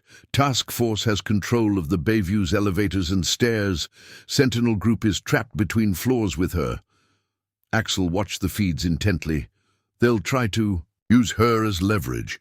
We need to give Martinez something to work with. He pulled out his regular phone and dialed James Reeves's number. After 2 rings, his former head of security answered. Mr. Reynolds, this isn't a good time. It's over, Marcus, Axel said firmly, using Blackwood's real name. We have both sets of evidence. Your teams are pinned down at 2 locations. Release Maya Chen and surrender. A long pause. You have no idea what you're dealing with. Actually, I do. Foreign surveillance operations on domestic soil, unauthorized intelligence gathering, blackmailing criminal enterprises, using legitimate businesses as fronts. Did I miss anything? Those operations serve a purpose, Blackwood growled. We've stopped terrorist cells, human trafficking rings, while profiting from them, Axel cut in, deciding which criminals to arrest and which to extort, playing both sides. It ends now. Through the Bayview's cameras, they watched Blackwood's. Brother Michael pressed a phone to his ear in the stairwell. Maya held tight beside him. You're making a mistake, Marcus continued. We have connections in federal agencies, judges, politicians, all documented in Sarah's evidence. Axel counted. Every meeting, every payoff, every corrupt official. Release Maya, surrender clean, and maybe there's a deal to be made. Continue this standoff and everything goes public. Your whole network exposed. The silence stretched. On the Bayview cameras, they watched Michael Blackwood receive a call, his face tightening as he listened. Finally, Marcus spoke again. How do we know you have the evidence? This could be a bluff. Axel nodded to Claire, who sent a single photo to Blackwood's phone. A snapshot of one particularly damning document from Sarah's files, showing clearly in Martinez's hands. "The next call you receive will be from one of your federal contacts," Axel said quietly. "They'll confirm that we have everything. The only question is how this ends." They watched through the cameras as Michael Blackwood lowered his weapon, releasing Maya. Tactical teams immediately moved in, securing both brothers and their remaining personnel. Catherine sobbed with relief as she watched her granddaughter being escorted to safety. Sarah's voice came through the intercom again, quiet but firm. "It's really over?" "Almost," Axel replied, watching as Martinez's team secured the scene. "The evidence is safe. Maya's safe. But we still have work to do." The sun had fully risen over Hidden Grove, casting away the last shadows of night. In 2 locations across the city, years of corruption and criminal enterprise were being exposed to the light. But Axel knew the hardest part was still to come. Making amends for his role in all of this, and facing the consequences of the truth he'd hidden for so long. The aftermath unfolded like waves hitting the shore, each revelation bringing new consequences. Martinez's task force had secured both locations, the evidence and all key Sentinel Group operatives, but the real work was just beginning. In Hidden Grove's main house, Axel sat across from Sarah and Emma in the sunny breakfast room while Claire helped Catherine coordinate Maya's medical checkup at a secure facility. Emma colored quietly at the table, seemingly unfazed by the morning's events, while her mother processed everything they'd learned from the evidence. 17 properties, Sarah said quietly, reviewing the files Martinez had sent over. They used 17 of your luxury rentals for their surveillance operations, and that's just in Southern California. Axel nodded grimly. Martinez's team is coordinating with FBI units in 3 other states, similar operations, all using high-end rental properties as bases. We weren't the only company they infiltrated, but we were their largest success. Because you trusted them without looking deeper. Sarah's voice held no accusation now, just tired acknowledgement. The same way other property owners did.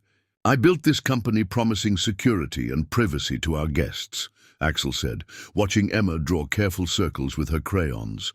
Instead, I gave criminals a perfect network for their operations. Sarah set down the files. The evidence shows they were watching my apartment for weeks before I discovered anything. They had cameras everywhere. My bedroom, Emma's room, our bathroom. If I hadn't found those irregular payments. You saved more than just yourself and Emma, Axel replied. The FBI's preliminary review of your evidence shows Sentinel Group's operation helped at least 3 major criminal enterprises avoid detection. Their selective enforcement, their blackmail scheme. It actually protected some of the worst offenders. While claiming they were helping law enforcement, Sarah added bitterly, using legitimate investigations as cover for their extortion. Emma looked up from her drawing. "Mommy, can we go home now?" The question hung heavy in the air. Sarah stroked her daughter's hair. "Not yet, sweetheart, but soon." Axel cleared his throat. "About that. I know you have every reason not to trust me or anything connected to my company, but I want to help make this right." "How?" Sarah asked. "Your properties are now crime scenes. Your company's reputation will be destroyed once this becomes public. The lawsuits alone. I've already instructed my lawyers to set up a victims' compensation fund, not just for you and Emma, but for everyone affected. The other employees who disappeared, the guests who were unknowingly surveilled, everyone. Money doesn't fix everything." "No," Axel agreed, "it doesn't. But it's a start. I'm also converting Hidden Grove into a permanent sanctuary. Claire's agreed to run it officially. a secure location for people who need to disappear from dangerous situations. No electronic records, no digital footprint. Sarah studied him thoughtfully. Why? You could walk away, claim ignorance, let your insurance handle the lawsuits. Because I'm responsible, Axel said simply. Not for what Sentinel Group did, but for making it possible. For not protecting the people who trusted me, my employees, my guests, their families. Emma held up her drawing, a surprisingly detailed picture of Hidden Grove, complete with its surrounding trees and high walls. Can we stay here? I like it here. Sarah took the drawing, her eyes filling with tears. Honey, we need to find our own place. Actually, Claire said from the doorway, where she'd been quietly listening, I could use help running this place. Someone who understands security protocols, who knows how to spot suspicious patterns, someone who's proven they can protect people who need protecting. Axel caught her meaning immediately. The sanctuary will need a full staff, people we can trust absolutely. Sarah looked around the breakfast room, at the sunlight streaming through bulletproof windows, at the discreet security panels that helped keep them safe. You're offering me a job? Here? More than that, Claire said. A purpose, helping others escape what you and Emma escaped. Plus, she smiled at the little girl, this place has excellent security, good schools nearby, and plenty of room for children to grow up safely. Emma beamed, with the big garden and the secret passages. Speaking of which, Axel added carefully, Martinez called. They found something interesting in Sentinel Group's files. They weren't just watching your apartment before you discovered them. They were watching you specifically because of who your father was. Sarah's head snapped up. What? My father died when I was a baby. Mom never even told me about him. According to their files, he was a federal agent who got too close to exposing a similar operation 15 years ago. When they realized who you were, they started watching you, worried you might have access to his old files. So it wasn't random, Sarah whispered. They didn't just hire me by chance. No, Axel confirmed, but they never found what they were looking for, because your father's evidence was never in your possession. Martinez thinks your mother hid it somewhere, the same way you hid your evidence. Emma tugged at her mother's sleeve. Mommy, are you crying? Sarah wiped her eyes quickly. Happy tears, baby. Sometimes grown-ups cry when they finally understand things they've wondered about for a long time. Claire stepped fully into the room. Catherine's back. Maya's safe, being treated for dehydration but otherwise unharmed. She'd like to thank you all in person when you're ready. Axel stood, sensing Sarah and Emma needed time to process everything. Take all the time you need to decide about Claire's offer. Hidden Grove is secure, and you're safe here as long as you want to stay. As he headed for the door, Sarah called after him.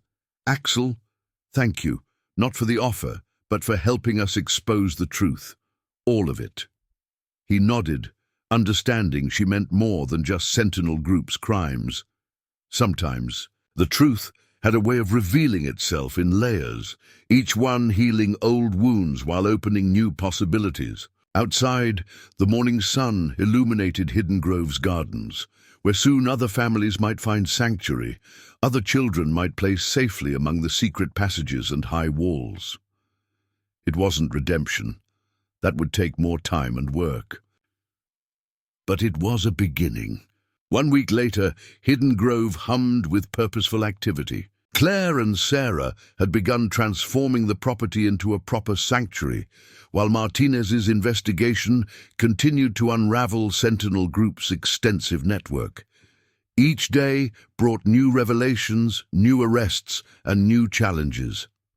Axel sat in Claire's office, reviewing the latest updates. His company's board had suspended him, pending investigation, but he'd already transferred significant personal assets to ensure Hidden Grove's future operation. The FBI task force found 3 More properties in Seattle, Claire reported, sorting through digital files. Same pattern. Luxury rentals, surveillance equipment, mysterious bookings. They're expanding the investigation nationwide.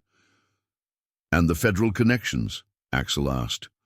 2 judges and a deputy director so far. Martinez says more arrests are coming. Sarah's evidence provided the foundation, but now that they're flipping lower-level operatives, the whole network's unraveling.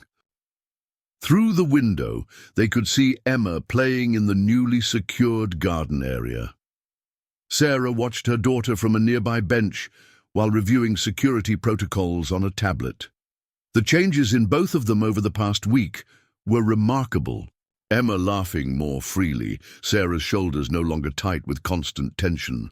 The victim's compensation fund is set up, Axel said, turning back to Claire. My lawyers finished the paperwork this morning. Independent oversight, transparent. Distribution. The first payments will go to the families of the missing employees. And Sarah and Emma? Sarah won't accept direct payment. Says her salary as Hidden Grove's security director is enough, but I've set up a trust for Emma's education and future needs. Sarah can't refuse that.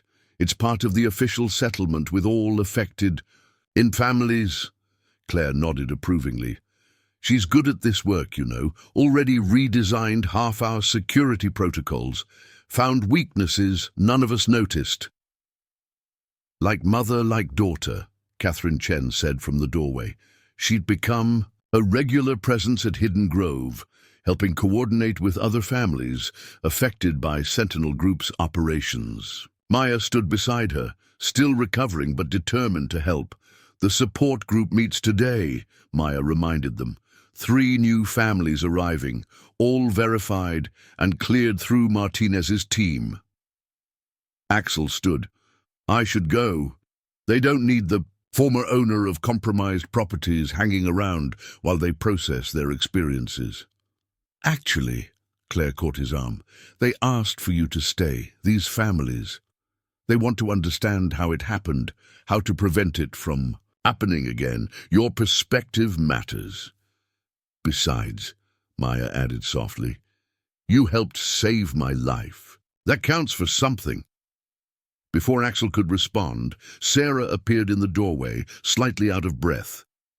You need to see this, she said, holding up her tablet. Martinez just sent it over. They found my father's old files. Everyone gathered around as Sarah played a video file. The footage was grainy, 15 years old, showing a federal agent, Sarah's father, documenting early evidence of private military contractors using properties for unauthorized surveillance. He was building a case, Sarah whispered, watching her father's face for the first time in her adult life, just like I did.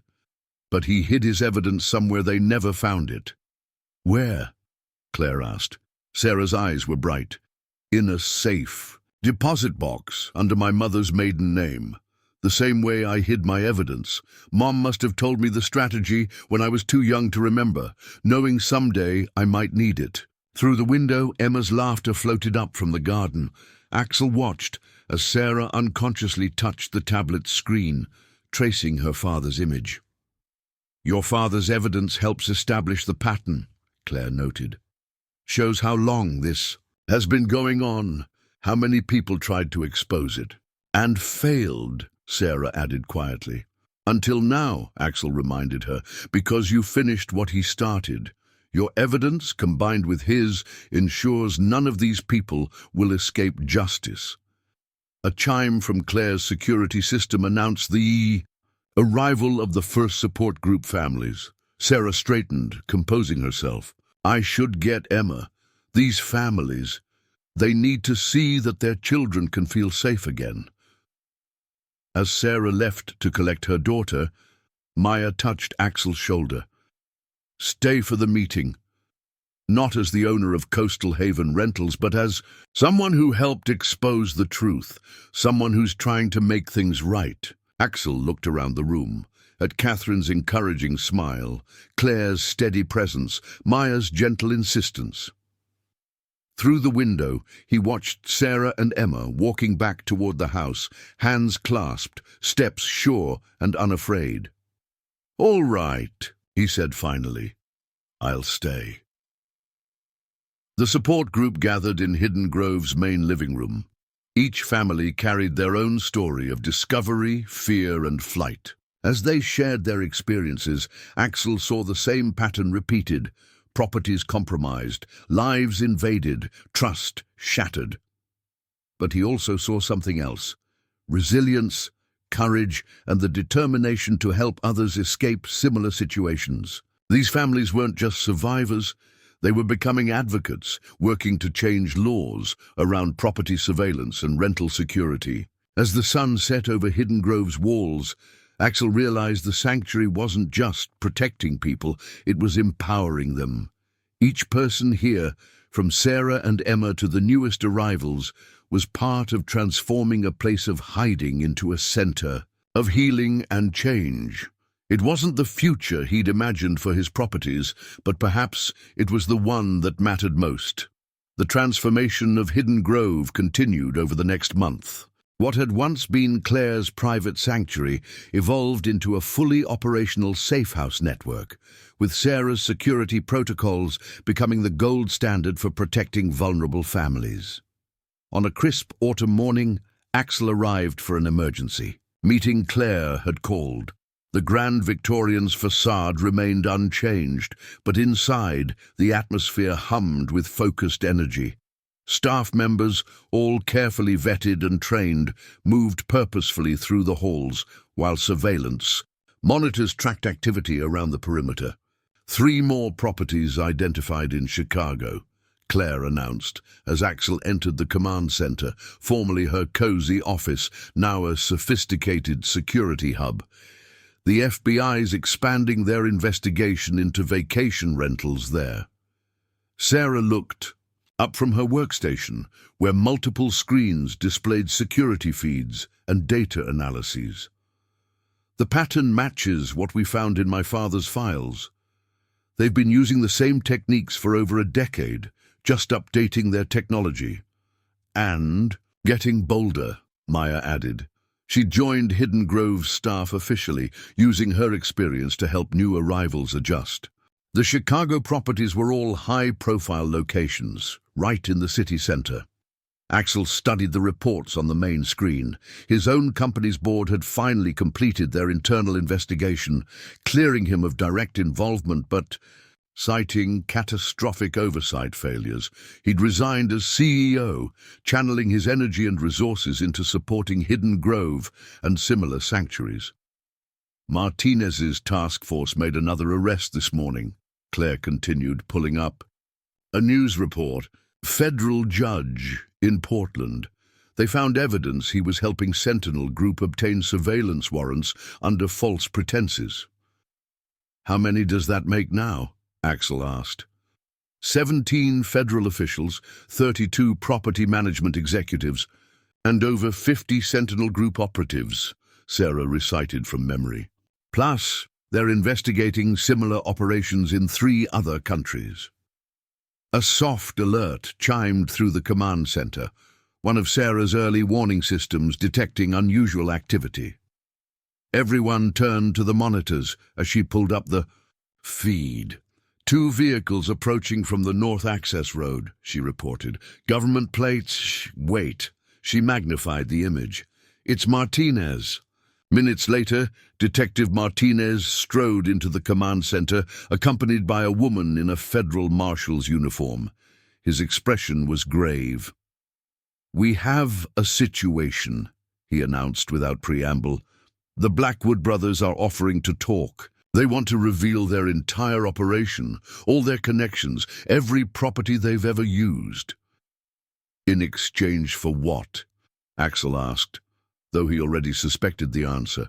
"Witness protection," the marshal replied, "for themselves and their key lieutenants."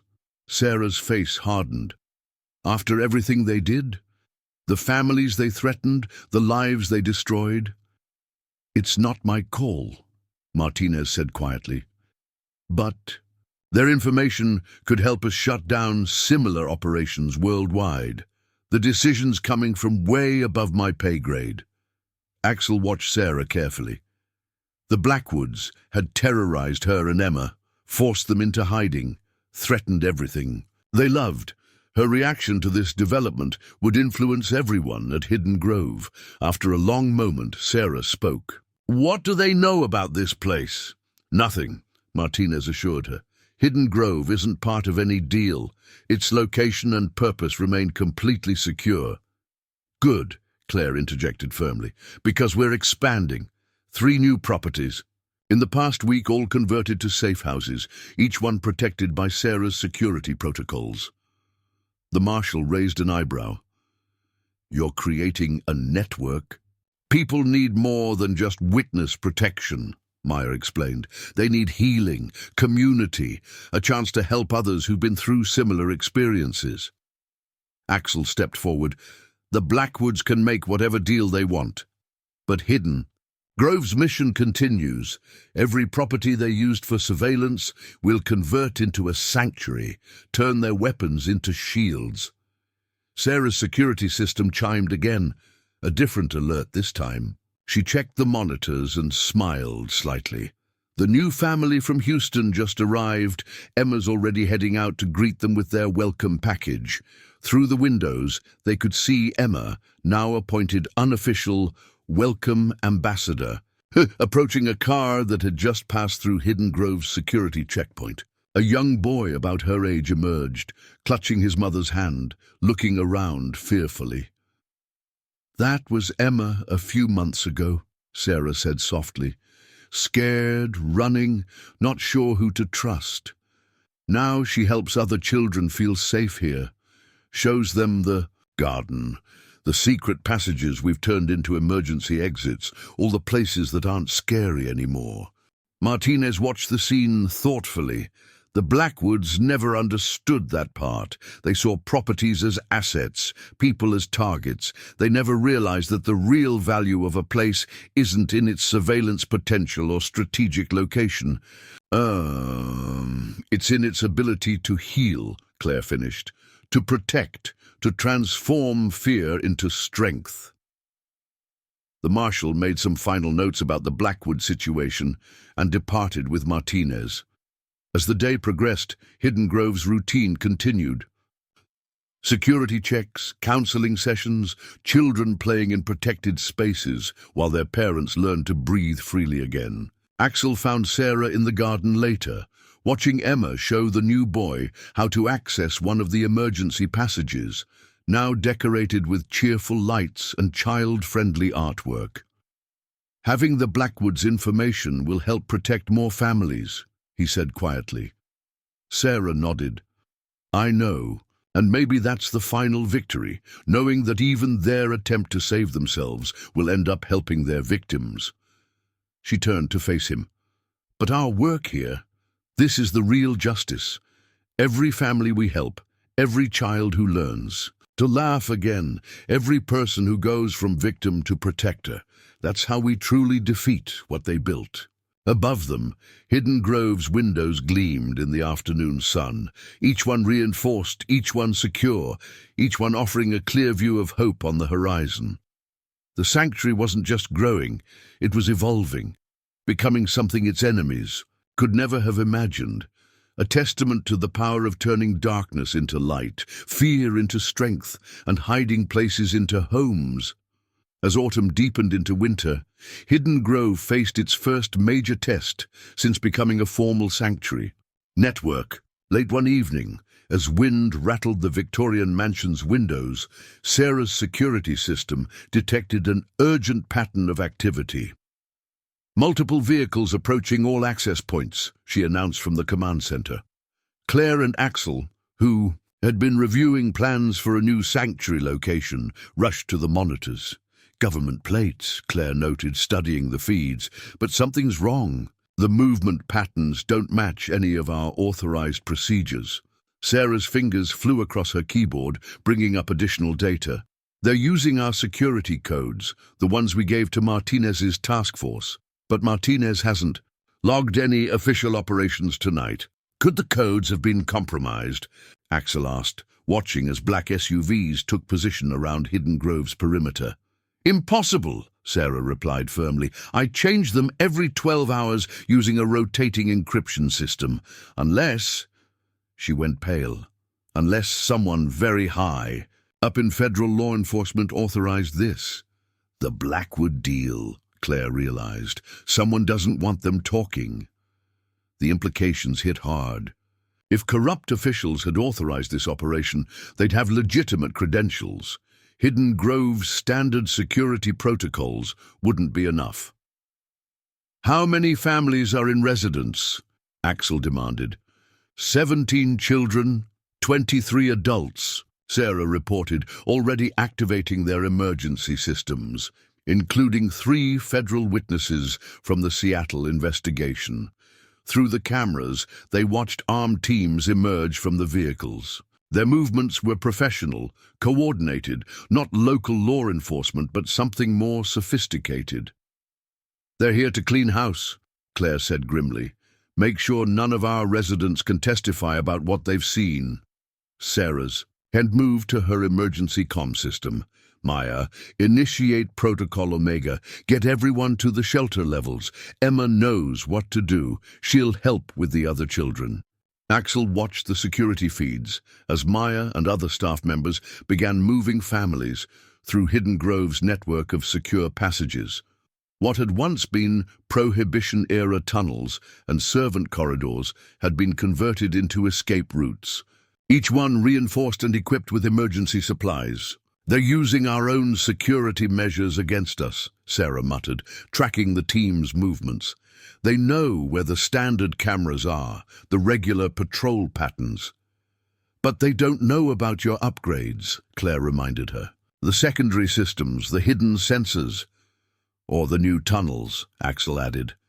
During Hidden Grove's renovation, he'd insisted on building additional escape routes, ones that didn't appear on any official plans. Sarah's fingers danced across her keyboard, activating Hidden Grove's more sophisticated defenses.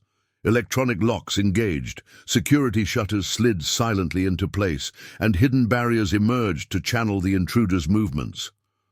"Martinez," Claire said suddenly. "He needs to know about this."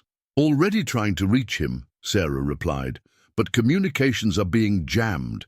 They're good, using military-grade equipment." Through the monitors, they watched the first team breach Hidden Grove's outer perimeter. Their movements were precise, professional, clearly special operations trained. "We need to buy time," Axel decided. "How long until everyone reaches the shelter levels?" 10 minutes minimum," Sarah answered, not looking up from her screens. "The youngest children and elderly residents move slower." "Give me access to the ground floor systems," Axel requested.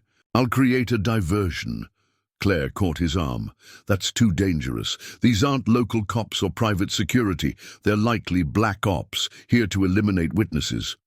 "Exactly," Axel replied, "which means they'll follow tactical protocols. We can use that against them." Sarah hesitated, then nodded. "Eastern sector controls are yours, but Axel—" She finally looked up, meeting his eyes. "Be careful, Emma still needs her Uncle Axel." The title, used for the first time, caught him off guard. Over the past months, he'd become part of Hidden Grove's unusual family, but hearing it acknowledged made everything more real, more urgent. "Buy me some time," he said simply, heading for the door. "Wait!" Claire called. She moved to a hidden panel, retrieving something from inside. "Take this." She handed him a small device. "Sarah's latest design. It'll help you move through the secure areas without triggering our own systems." Axel took the device, noting its sophisticated construction. Like everything at Hidden Grove, it represented the perfect fusion of Sarah's security expertise and Claire's practical experience. As he slipped into Hidden Grove's shadows, Axel could hear the gentle efficiency of the evacuation continuing above. Emma's voice drifted down a ventilation shaft, soft but clear, encouraging younger children to treat this like one of their safety drills. The armed teams were moving through the ground floor now, their tactical lights sweeping methodically through. Rooms designed to look like a normal bed and breakfast. They had no idea that the real hidden grove, the sanctuary level where families rebuilt their lives, lay beneath their feet. Axel touched the device Sarah had given him, ready to begin his diversion. Through it, he could feel the pulse of Hidden Grove's security systems, the silent network Sarah had built to protect their unlikely family. Outside, more vehicles were arriving. But Axel smiled slightly, remembering something Emma had said while showing new children around. The scary parts aren't scary anymore because we made them into something better. It was time to show these intruders exactly what something better looked like. Axel moved silently through Hidden Grove's ground floor, Sarah's device guiding him through the security grid. The tactical teams had split into four-man units, systematically clearing rooms with military precision. Through his earpiece, he could hear Sarah coordinating the final stages of evacuation. "Last group entering the shelter level," she whispered. "Emma's got the younger children settled. Maya's securing the medical wing." "How many hostiles?" Axel asked softly, pressing himself against a wall as boots echoed down an adjacent hallway. 16 confirmed, possibly more outside. They're setting up signal jammers on all frequencies. Sarah paused. "Wait. They're deploying something else. Small devices at key points. Explosives," Claire's voice cut in. "They're planning to destroy Hidden Grove once they're done searching it. Leave no evidence." Axel processed this grimly. They weren't just here to eliminate witnesses. They wanted to erase Hidden Grove's entire existence. All the evidence, all the security footage, everything that could implicate corrupt officials. "Primary systems are compromised," Sarah reported. "They're good, bypassing my exterior protocols one by one. But they haven't found the secondary grid yet. Time to introduce them to some of your special features," Axel suggested, reaching the main foyer. Sarah's special features were defensive measures disguised as ordinary household fixtures, security systems hidden in plain sight. At her command, Hidden Grove could become a labyrinth of false paths and dead ends. "Activating Maze Protocol," Sarah confirmed. "Remember, you have 90 seconds before the layout changes." Axel watched as the first team entered the foyer, their weapons sweeping professionally. They looked exactly like a legitimate federal task force, except for the slight irregularities in their gear that marked them as Black Ops. He triggered the first diversion. Hidden panels in the walls slid silently open and closed, creating new pathways while sealing others. The team reacted instantly, falling into defensive positions. But they were already caught in Sarah's carefully designed trap. "Team 1 isolated in Sector 4, Sarah reported, moving to Phase 2. The lights flickered, not randomly, but in a precise pattern designed to draw attention to specific areas while hiding others. The team leader gestured, and his men moved exactly where Sarah wanted them. "They're good," Claire observed, "following standard tactical protocols perfectly." "That's their weakness," Sarah replied. "They're treating this like a military operation. Hidden Grove isn't a military facility." She was right. Every defensive measure they'd built was designed to use conventional tactical training against itself. The teams moved with precision, but that same precision made them predictable.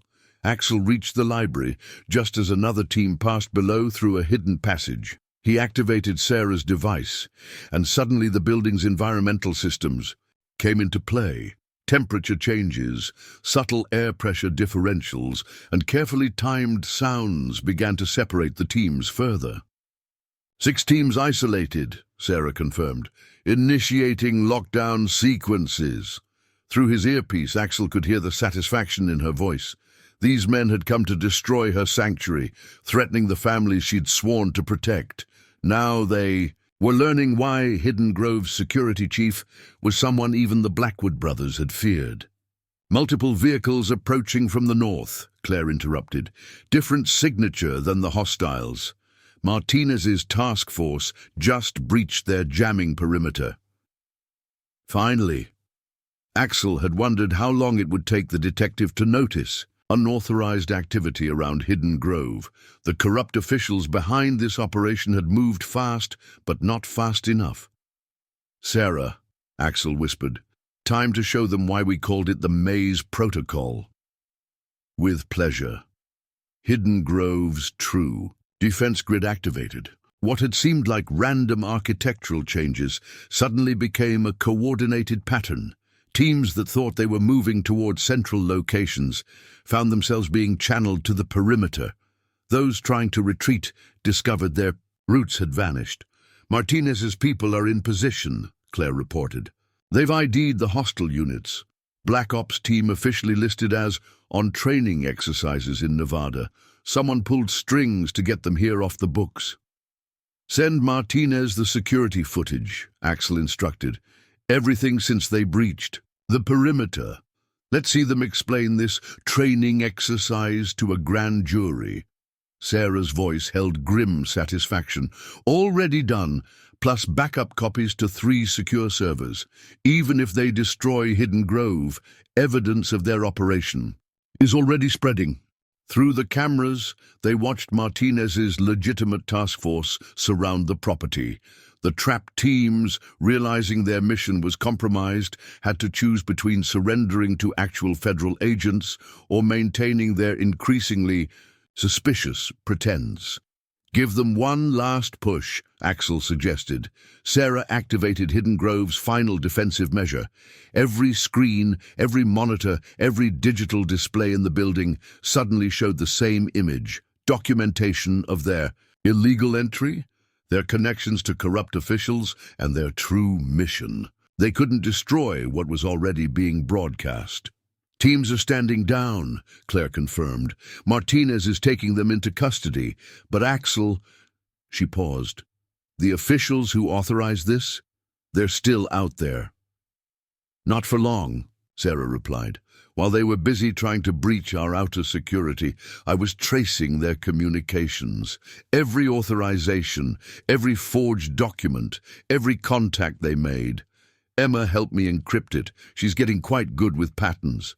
Axel smiled at that. Of course Emma had helped. The little girl who'd arrived at Hidden Grove, terrified, and running had become an integral part of its defense. "The families?" he asked. "Safe," Claire assured him. "The shelter level was never in danger. These men were so focused on military tactics, they never considered we'd build our real sanctuary underground." As Martinez's people secured the scene, Axel made his way back to the command center. Sarah was still at her station, Emma now beside her, both of them monitoring the situation with identical expressions of concentration.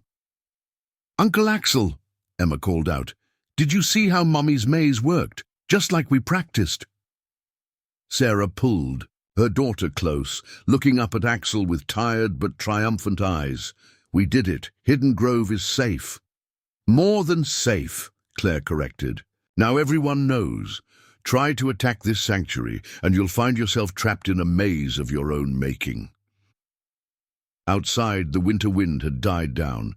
Hidden Grove stood quiet but alert, its defenses proven, its purpose reinforced. The families within could rest easy, knowing that their sanctuary had faced its greatest test and emerged stronger. But Axel knew their work wasn't finished. Somewhere, corrupt officials were realizing their operation had failed. The real battle, the legal and political fight to protect places like Hidden Grove, was just beginning. In the days following the attack, Hidden Grove transformed once again. Martinez's investigation into the corrupt officials who had authorized the raid revealed connections reaching into the highest levels of law enforcement and property management corporations. 3 federal directors suspended pending investigation, Claire reported during their morning briefing.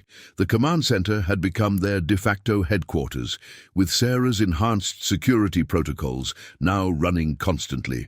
Plus a dozen Regional property managers linked to similar operations.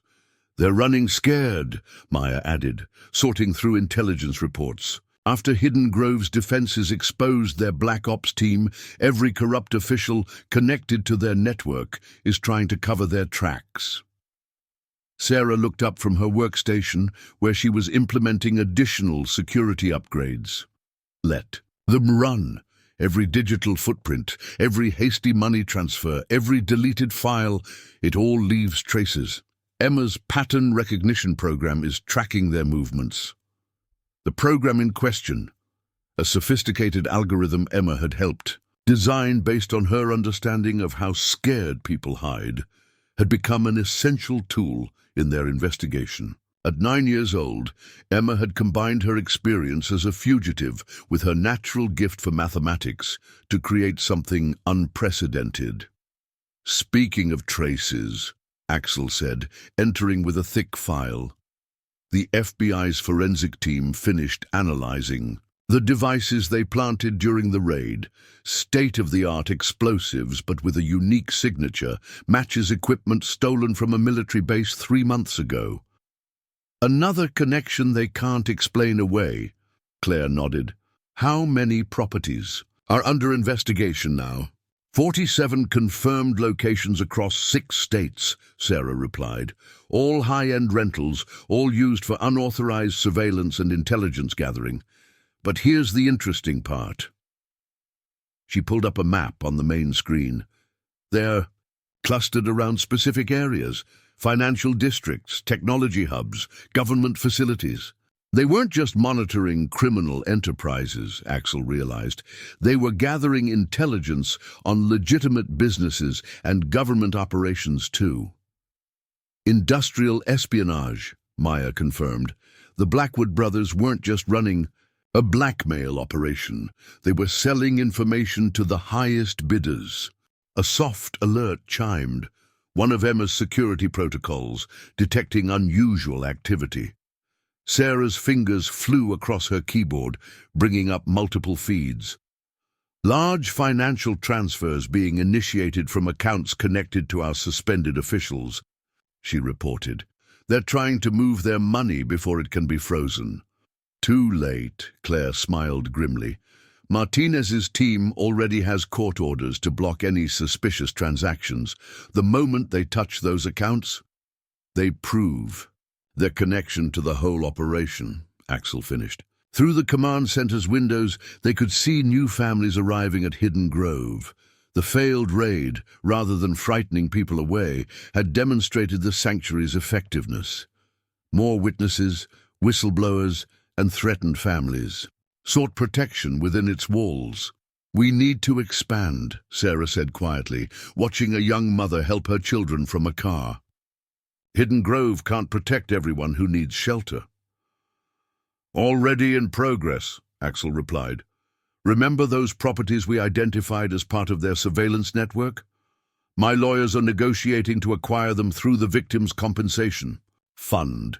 Each one will be converted into a sanctuary, using their own strategic locations against them," Claire approved. "But we'll need more than just secure buildings. Each sanctuary needs a team like this one."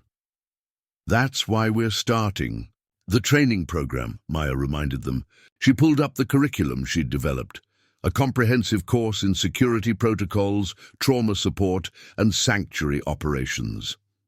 "Every family that finds safety here becomes part of our network. Those who want to help run new sanctuaries get specialized training." Emma burst into the command center, her tablet clutched excitedly. "Mom, the program found something!" She rushed to Sarah's workstation, connecting her device to the main system. "Look at these patterns! The way they're moving money. It's just like how we used to move between safe houses." Sarah studied her daughter's findings with pride. Emma had turned her traumatic experiences into tools for helping others, transforming fear into strength. "Good work, sweetheart," she praised. "Can you show Martinez's team how you spotted this pattern?" Emma nodded eagerly. "I already sent in them the initial analysis. Detective Martinez says I might have a future in forensic accounting. Axel watched the interaction, marveling at how far they'd come from that first terrified meeting in his Airbnb property. Emma, once hiding in a library with her frightened mother, now helped design security systems that protected others. Sarah, who had run for her life with nothing but a backpack of evidence, had become the architect of a nationwide sanctuary network. "We've got movement on the legislative front too," Claire announced, reviewing her messages. 3 state governments are introducing bills to regulate private surveillance in rental properties. They're using our evidence as justification for stricter oversight. It's not just about catching the corrupt officials anymore, Sarah realized. We're changing the whole system that allowed them to operate.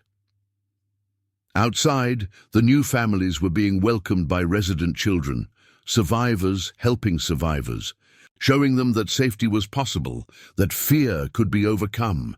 Inside Hidden Grove's walls, they would find more than just physical protection. They would find a community of people who understood, who had faced similar dangers and emerged stronger.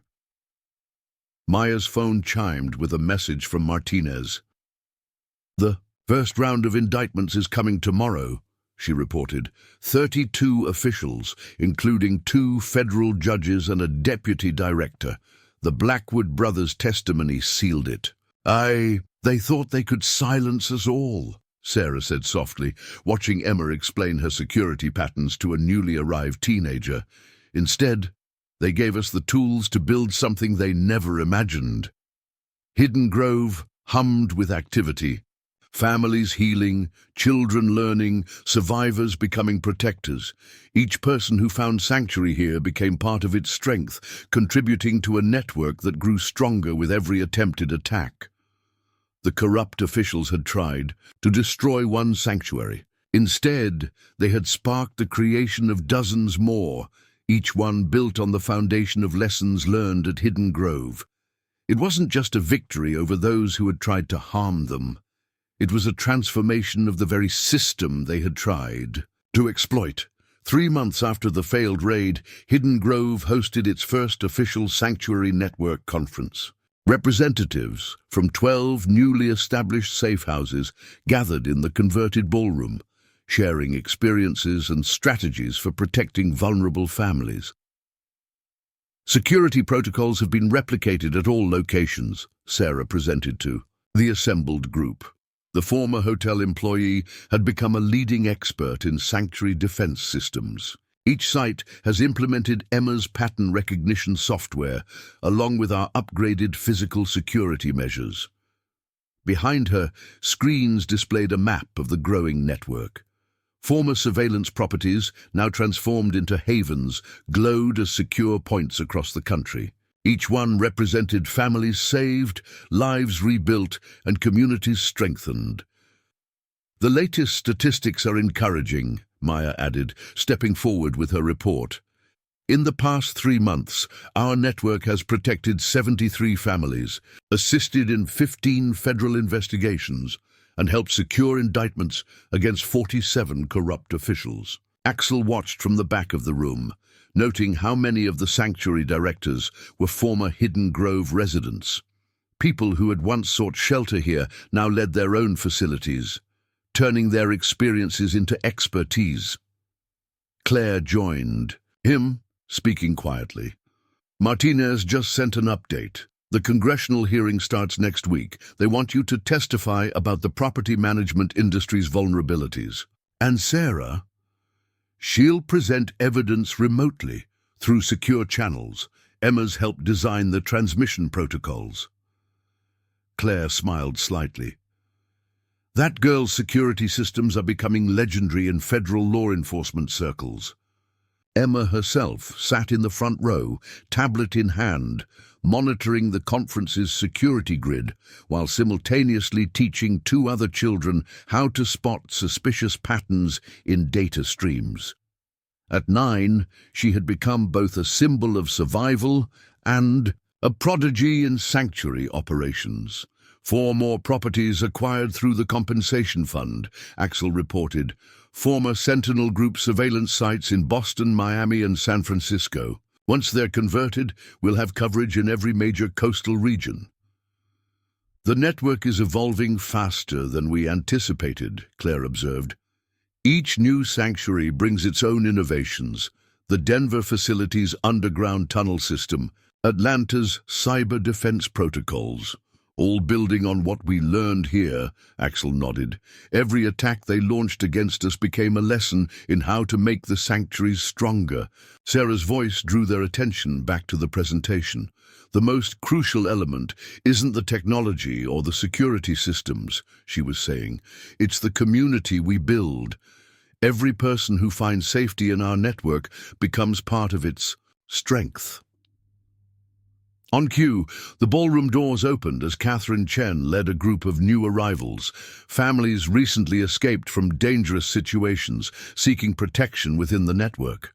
The conference participants immediately shifted into their practiced welcome protocols, demonstrating exactly what Sarah had described. Emma broke away from her teaching session, rushing to greet the new children with the confidence of someone who had transformed her own trauma into purpose. "Welcome to Hidden Grove," her voice rang out clear and strong. "Don't worry about being scared, we all were at first, but now we're safe here. Let me show you how everything works." Axel watched as the new arrivals' tense expressions began to relax, responding to Emma's infectious enthusiasm. This was the true power of their network. Not just the physical security or sophisticated technology, but the healing that came from being understood, being protected by others who had walked the same path. "Martinez says the property management industry is in chaos," Claire murmured, checking her messages. "Every major company is rushing to implement new security protocols, afraid they'll be exposed as the next unwitting accomplice to surveillance operations." "Let them worry," Sarah said, joining them after concluding her presentation. "Fear of exposure is a powerful motivator for reform." "How many companies has the Victims' Compensation Fund acquired now?" 15, Axel replied, "all being converted to legitimate operations with proper oversight. The fund's board of directors, all survivors from our network, ensures every property serves its intended purpose." A quiet alert sounded from Emma's tablet. She looked up, eyes bright with excitement. "Mom, the pattern recognition program just flagged something big. Remember those accounts we were tracking, the ones connected to the corrupt federal directors?" Sarah moved to examine her daughter's screen, Maya and Claire following closely. Emma's fingers flew across the display, pulling up complex data streams that she navigated with practiced ease. "They tried to hide the transfers by routing them through multiple shell companies," Emma explained. "But they used the same patterns we saw before. Look, it matches the template from the Blackwood operation exactly." "Another network trying to establish itself," Sarah realized. "Using the same techniques, probably hoping to fill the power vacuum left by Sentinel Group's collapse." "But this time we caught them before they could get established," Maya pointed out. Emma's program detected their operations in the planning stages.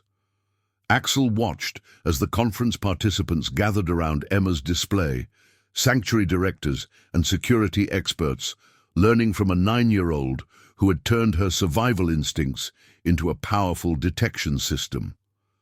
"The hearing next week," he said to Sarah. "We're not just going to expose what happened, we're going to show them what we've built from the ashes of their corruption." Sarah nodded, watching her daughter teach others how to spot the patterns of danger. Hidden Grove was only the beginning. Every person they tried to silence, every family they tried to frighten, every life they tried to destroy, we're all part of something stronger now. Outside the ballroom windows, new construction was visible on Hidden Grove's grounds. Expanded training facilities, additional secure housing, and a state-of-the-art command center. The sanctuary wasn't just growing, it was evolving into something its enemies had never imagined possible. a place where survival became strength, where victims became protectors, and where the very tools once used to threaten them now served to keep others safe. The morning of the congressional hearing arrived with a tension that rippled through Hidden Grove's halls. In the command center, now expanded to accommodate their growing operations, multiple screens displayed the proceedings in Washington while Sarah prepared for her remote testimony. All secure channels verified, Emma reported, running final checks on her latest security protocols. The transmission systems are triple encrypted using the new algorithms we developed. Claire monitored threat assessments from their nationwide network. Sanctuary status all green, every location on high alert during the testimony. Maya has evacuation protocols ready if needed. Axel adjusted his tie, preparing to leave for the airport. His own testimony would be delivered in person, a public statement about how his properties had been compromised and how that discovery led to the creation of the Sanctuary Network. The victim impact statements are ready, Sarah confirmed, reviewing files on her main screen. 15 families will testify remotely through our secure system, each one representing a different aspect of what these surveillance operations did to innocent people. Through the monitors, they watched as the hearing chamber filled. Congressional representatives took their seats while federal prosecutors organized their evidence. In the gallery, faces both familiar and unknown waited to witness justice in action. Martinez's team just arrived, Claire reported. They've secured the building and swept for unauthorized surveillance. No signs of interference. Yet. Emma's pattern recognition program ran continuously, scanning for any attempts to disrupt the proceedings. Her software had become the gold standard for detecting corrupt activities, now used by law enforcement agencies across the country. "Mom," Emma called out suddenly, "look at these data streams. The pattern matches what we saw during the raid. Attempt." Sarah moved to her daughter's station, studying the information displays. Someone's trying to access restricted communications channels, same signatures as before. They're attempting to prevent the testimony, Claire realized. Corrupt officials who haven't been identified yet, trying to protect themselves. But Emma was already ahead of them, her fingers dancing across her keyboard. They're using the old protocols, the ones we mapped during the raid. Watch this. The young girl's countermeasures deployed with precision, turning the attackers' own methods against them. Each attempted intrusion became a trap, revealing more information about those behind it. 4 new officials identified, Sarah announced. Watching Emma's program trace the attacks to their sources. Federal judges in 3 states, plus a senior property management executive, all trying to access our communications right now. Send everything to Martinez, Axel instructed. Let them add new names to the indictment list. On the main screen, the hearing began. Representatives outlined the scope of the surveillance operations, the corruption that enabled them, and the lives destroyed in their wake. But they also spoke of something else, the remarkable response that had emerged from the crisis. The Sanctuary Network, the committee chair announced, represents an unprecedented collaboration between survivors, law enforcement, and reformed property management organizations. What began as one compromised Airbnb property has evolved into a nationwide system for protecting vulnerable families and exposing corruption. Sarah's testimony came first among the remote witnesses. Her image appeared on the chamber's screens, secure and untraceable, thanks to Emma's protocols. Hidden Grove was born from necessity, she explained to the gathered officials. When my daughter and I fled from those who threatened us, we found not just safety, but purpose. Every family that sought shelter with us brought new insights, new skills, new ways to strengthen our defenses. As Sarah spoke, Emma continued monitoring the network's security. Her program flagged another attempt at interference, but this one was different. "Mom," she interrupted softly, They're not trying to stop the testimony anymore. They're trying to locate our sanctuaries, using the hearing's communication channels to trace our locations. Sarah didn't pause in her testimony, but her hand moved to a secondary keyboard. Together, mother and daughter engaged their newest security protocols, systems designed specifically for this scenario. Let them try, Claire smiled grimly. Every trace attempt triggers Emma's tracking program. They're not finding our sanctuaries, we're finding them. Through the monitors, they watched as Axel arrived at the hearing chamber. His testimony would detail how his company's properties had been used without his knowledge, how that discovery led him to Sarah and Emma, and how the Victims' Compensation Fund was transforming compromised properties into safe havens. New pattern emerging, Emma reported excitedly. The trace attempts, they're coming from inside the hearing chamber. Sarah's fingers flew across her keyboard, coordinating with her daughter's program. Multiple devices, all trying to access our network simultaneously. They're desperate now, trying to locate us before their connections to the surveillance. Operations are exposed. Martinez is moving, Claire confirmed, watching the federal agents respond to their transmitted data. 5 individuals being quietly removed from the gallery, all matched to Emma's trace patterns. On the main screen, Axel began his testimony, unaware of the silent battle being waged through Hidden Grove's digital defenses. But perhaps that was fitting. While he spoke of hope and transformation, Emma and Sarah ensured that the very attempt to silence them revealed more corruption to be cleaned out. The sanctuary network, Axel was saying, proves that the worst attempts to harm people can lead to the strongest systems to protect them. Every surveillance tool they created, we transformed into a shield. Every property they compromised, we converted into a haven.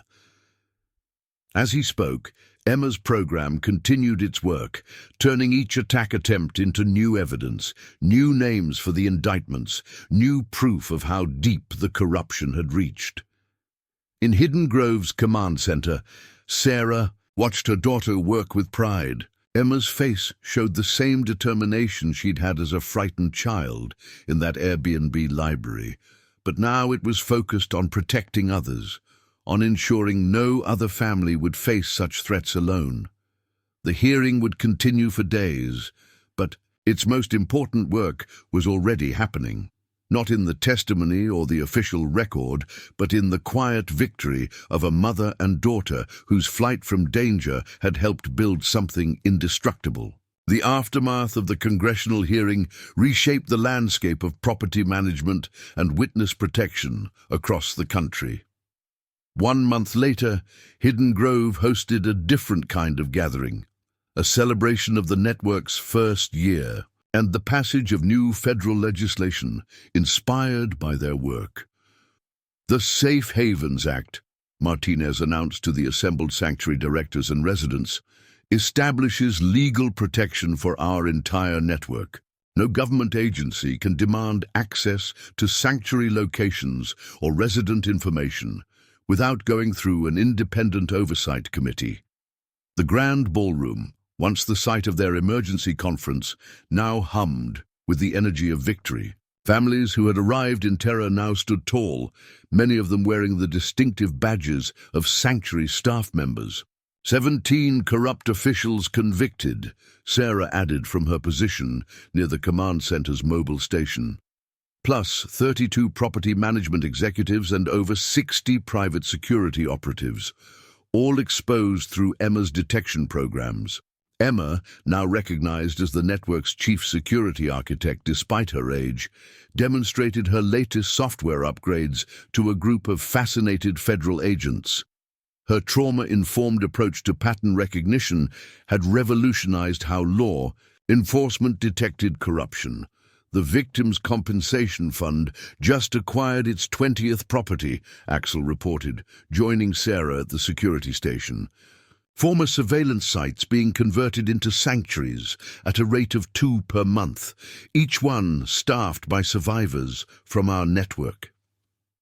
Claire, overseeing the celebration's security with her usual quiet efficiency, smiled at the sight of children, playing freely in the garden visible through the ballroom's windows. "Remember when this place was just my private safe house? Now look at what it's become." The transformation was evident everywhere.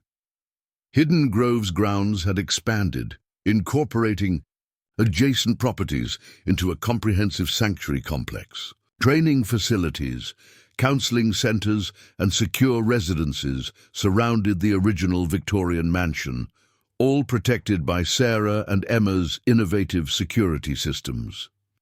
"We've received sanctuary requests from 3 other countries," Maya reported, checking her international liaison updates.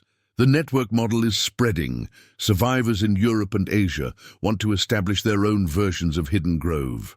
Catherine Chen, now the network's family placement coordinator, approached with a tablet displaying new arrival statistics. 243 families protected in our first year, 87% now working within the network. In some capacity, the healing through helping model is exceeding all expectations.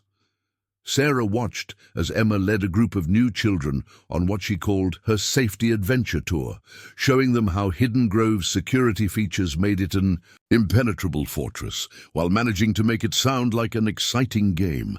"She doesn't have nightmares anymore," Sarah said softly to Axel. "None of the children do, once they understand how the security works, once they feel part of protecting others." "Speaking of protection," Claire interjected, "Emma's program just flagged something interesting. Not a threat, more like an opportunity." They gathered around her screen, where Emma's software had identified a pattern in recent property acquisitions by several major hotel chains. "They're implementing our security protocols," Emma explained, joining them with excited energy. "Not just the basic systems, but the full sanctuary-level protections. They're trying to make all their properties safe havens." "The industry is transforming itself," Axel realized, "not waiting for more regulations, but actively working to prevent their properties from being used for surveillance or corruption." Martinez, who had been listening nearby, nodded in approval. "The Safe Havens Act may have provided the legal framework, but your network showed them what's possible. Every hotel chain, every property management company, they all want to prove they're part of the solution now." Sarah's security system chimed softly, a new family arriving at Hidden Grove's gates. They watched through the cameras as Maya went to greet them, accompanied by several children who had recently completed their sanctuary training. "Look at their faces," Claire observed. "A month ago that was a family in terror. Now they're walking into their future." The celebration continued as the new family was welcomed into the ballroom. Emma immediately approached their children, tablet in hand, ready to show them how understanding the security systems would help them feel safe again. "We've come so far from that day in the Airbnb," Axel said quietly to Sarah. "When I went undercover to investigate those suspicious reviews, I never imagined it would lead to this." Sarah watched her daughter confidently explaining security protocols to the newcomers. "None of us knew what we were building. We just knew we had to make sure no one else would face these dangers alone." Through the windows, the setting sun cast a warm glow over Hidden Grove's expanded grounds. Construction crews worked on the newest addition, a training center where survivors would learn to establish and operate their own sanctuaries. The Safe Havens Act had given them legal protection, but the real security came from what they'd built together, a network of survivors helping survivors, transforming fear into strength, turning hiding places into launching pads for healing and growth. Emma's voice rang out clear and strong as she led her new friends through their first security drill. "See, the scary parts aren't scary anymore because we made them into something better. Now, we get to help other people feel safe, too." In those words lay the true victory, not just over corruption and surveillance, but over fear itself. Hidden Grove had become more than a sanctuary. It was a testament to the power of transforming trauma into triumph, of turning victims into protectors. The new family's children were already smiling, caught up in Emma's enthusiasm, their earlier terror fading as they began to understand. They weren't just finding safety here. They were becoming part of something powerful and unstoppable, a community of protectors, a network of havens, and a future where no one would have to face danger alone. With Hidden Grove's model spreading across the country and beyond, Axel knew the time had come to step back from his company completely. He transferred full ownership of Coastal Haven Rentals to the Victims' Compensation Fund, ensuring all its properties would be managed with integrity and transparency. "Are you sure about this?" Sarah asked as he signed the final documents. "It's your life's work." Axel smiled, at peace with his decision. "My life's work is just beginning. Helping build this network, supporting survivors as they find their strength, that's what I want to dedicate myself to now." Together, they walked through Hidden Grove's bustling grounds, marveling at how much had changed. Where once frightened, families had arrived seeking shelter. Now confident survivors trained to establish and run their own sanctuaries. The sounds of construction mixed with children's laughter, a symphony of healing and growth. Emma ran up to them, tablet in hand, her face glowing with purpose. "Mom, Axel, look! We just got requests from 10 more cities to establish Hidden Grove branches, and the university partnership approved my curriculum for security system design." Sarah hugged her daughter close, in awe of the resilient young woman she had become. "I'm so proud of you, Emma. You've turned your own experiences into a way to protect so many others." As the sun set over Hidden Grove, Axel reflected on the journey that had brought them here. What began as an undercover operation to investigate suspicious reviews had unveiled a web of corruption and danger, but it had also forged unbreakable bonds between survivors, creating a family united by shared purpose. "So what's next for us?" Sarah asked, slipping her hand into his as they watched Emma lead a training session in the gardens. "Everything," Axel replied, squeezing her hand. "Expanding the network, advocating for change, helping more families rebuild their lives, but most importantly, doing it all together." They looked out over the thriving sanctuary, the once haunted property, now a beacon of hope and healing. The journey had been hard, the path often uncertain, but one truth shone bright. In transforming their pain into purpose, they had built something unbreakable. Hidden Grove was more than a safe haven. It was a testament to the power of turning survival into strength, of finding light in the darkness. And as that light spread, touching lives across the country and the world, Axel knew this was just the beginning. Together they would continue building a future where no one had to face danger alone, where every shattered piece could become part of something beautiful and whole.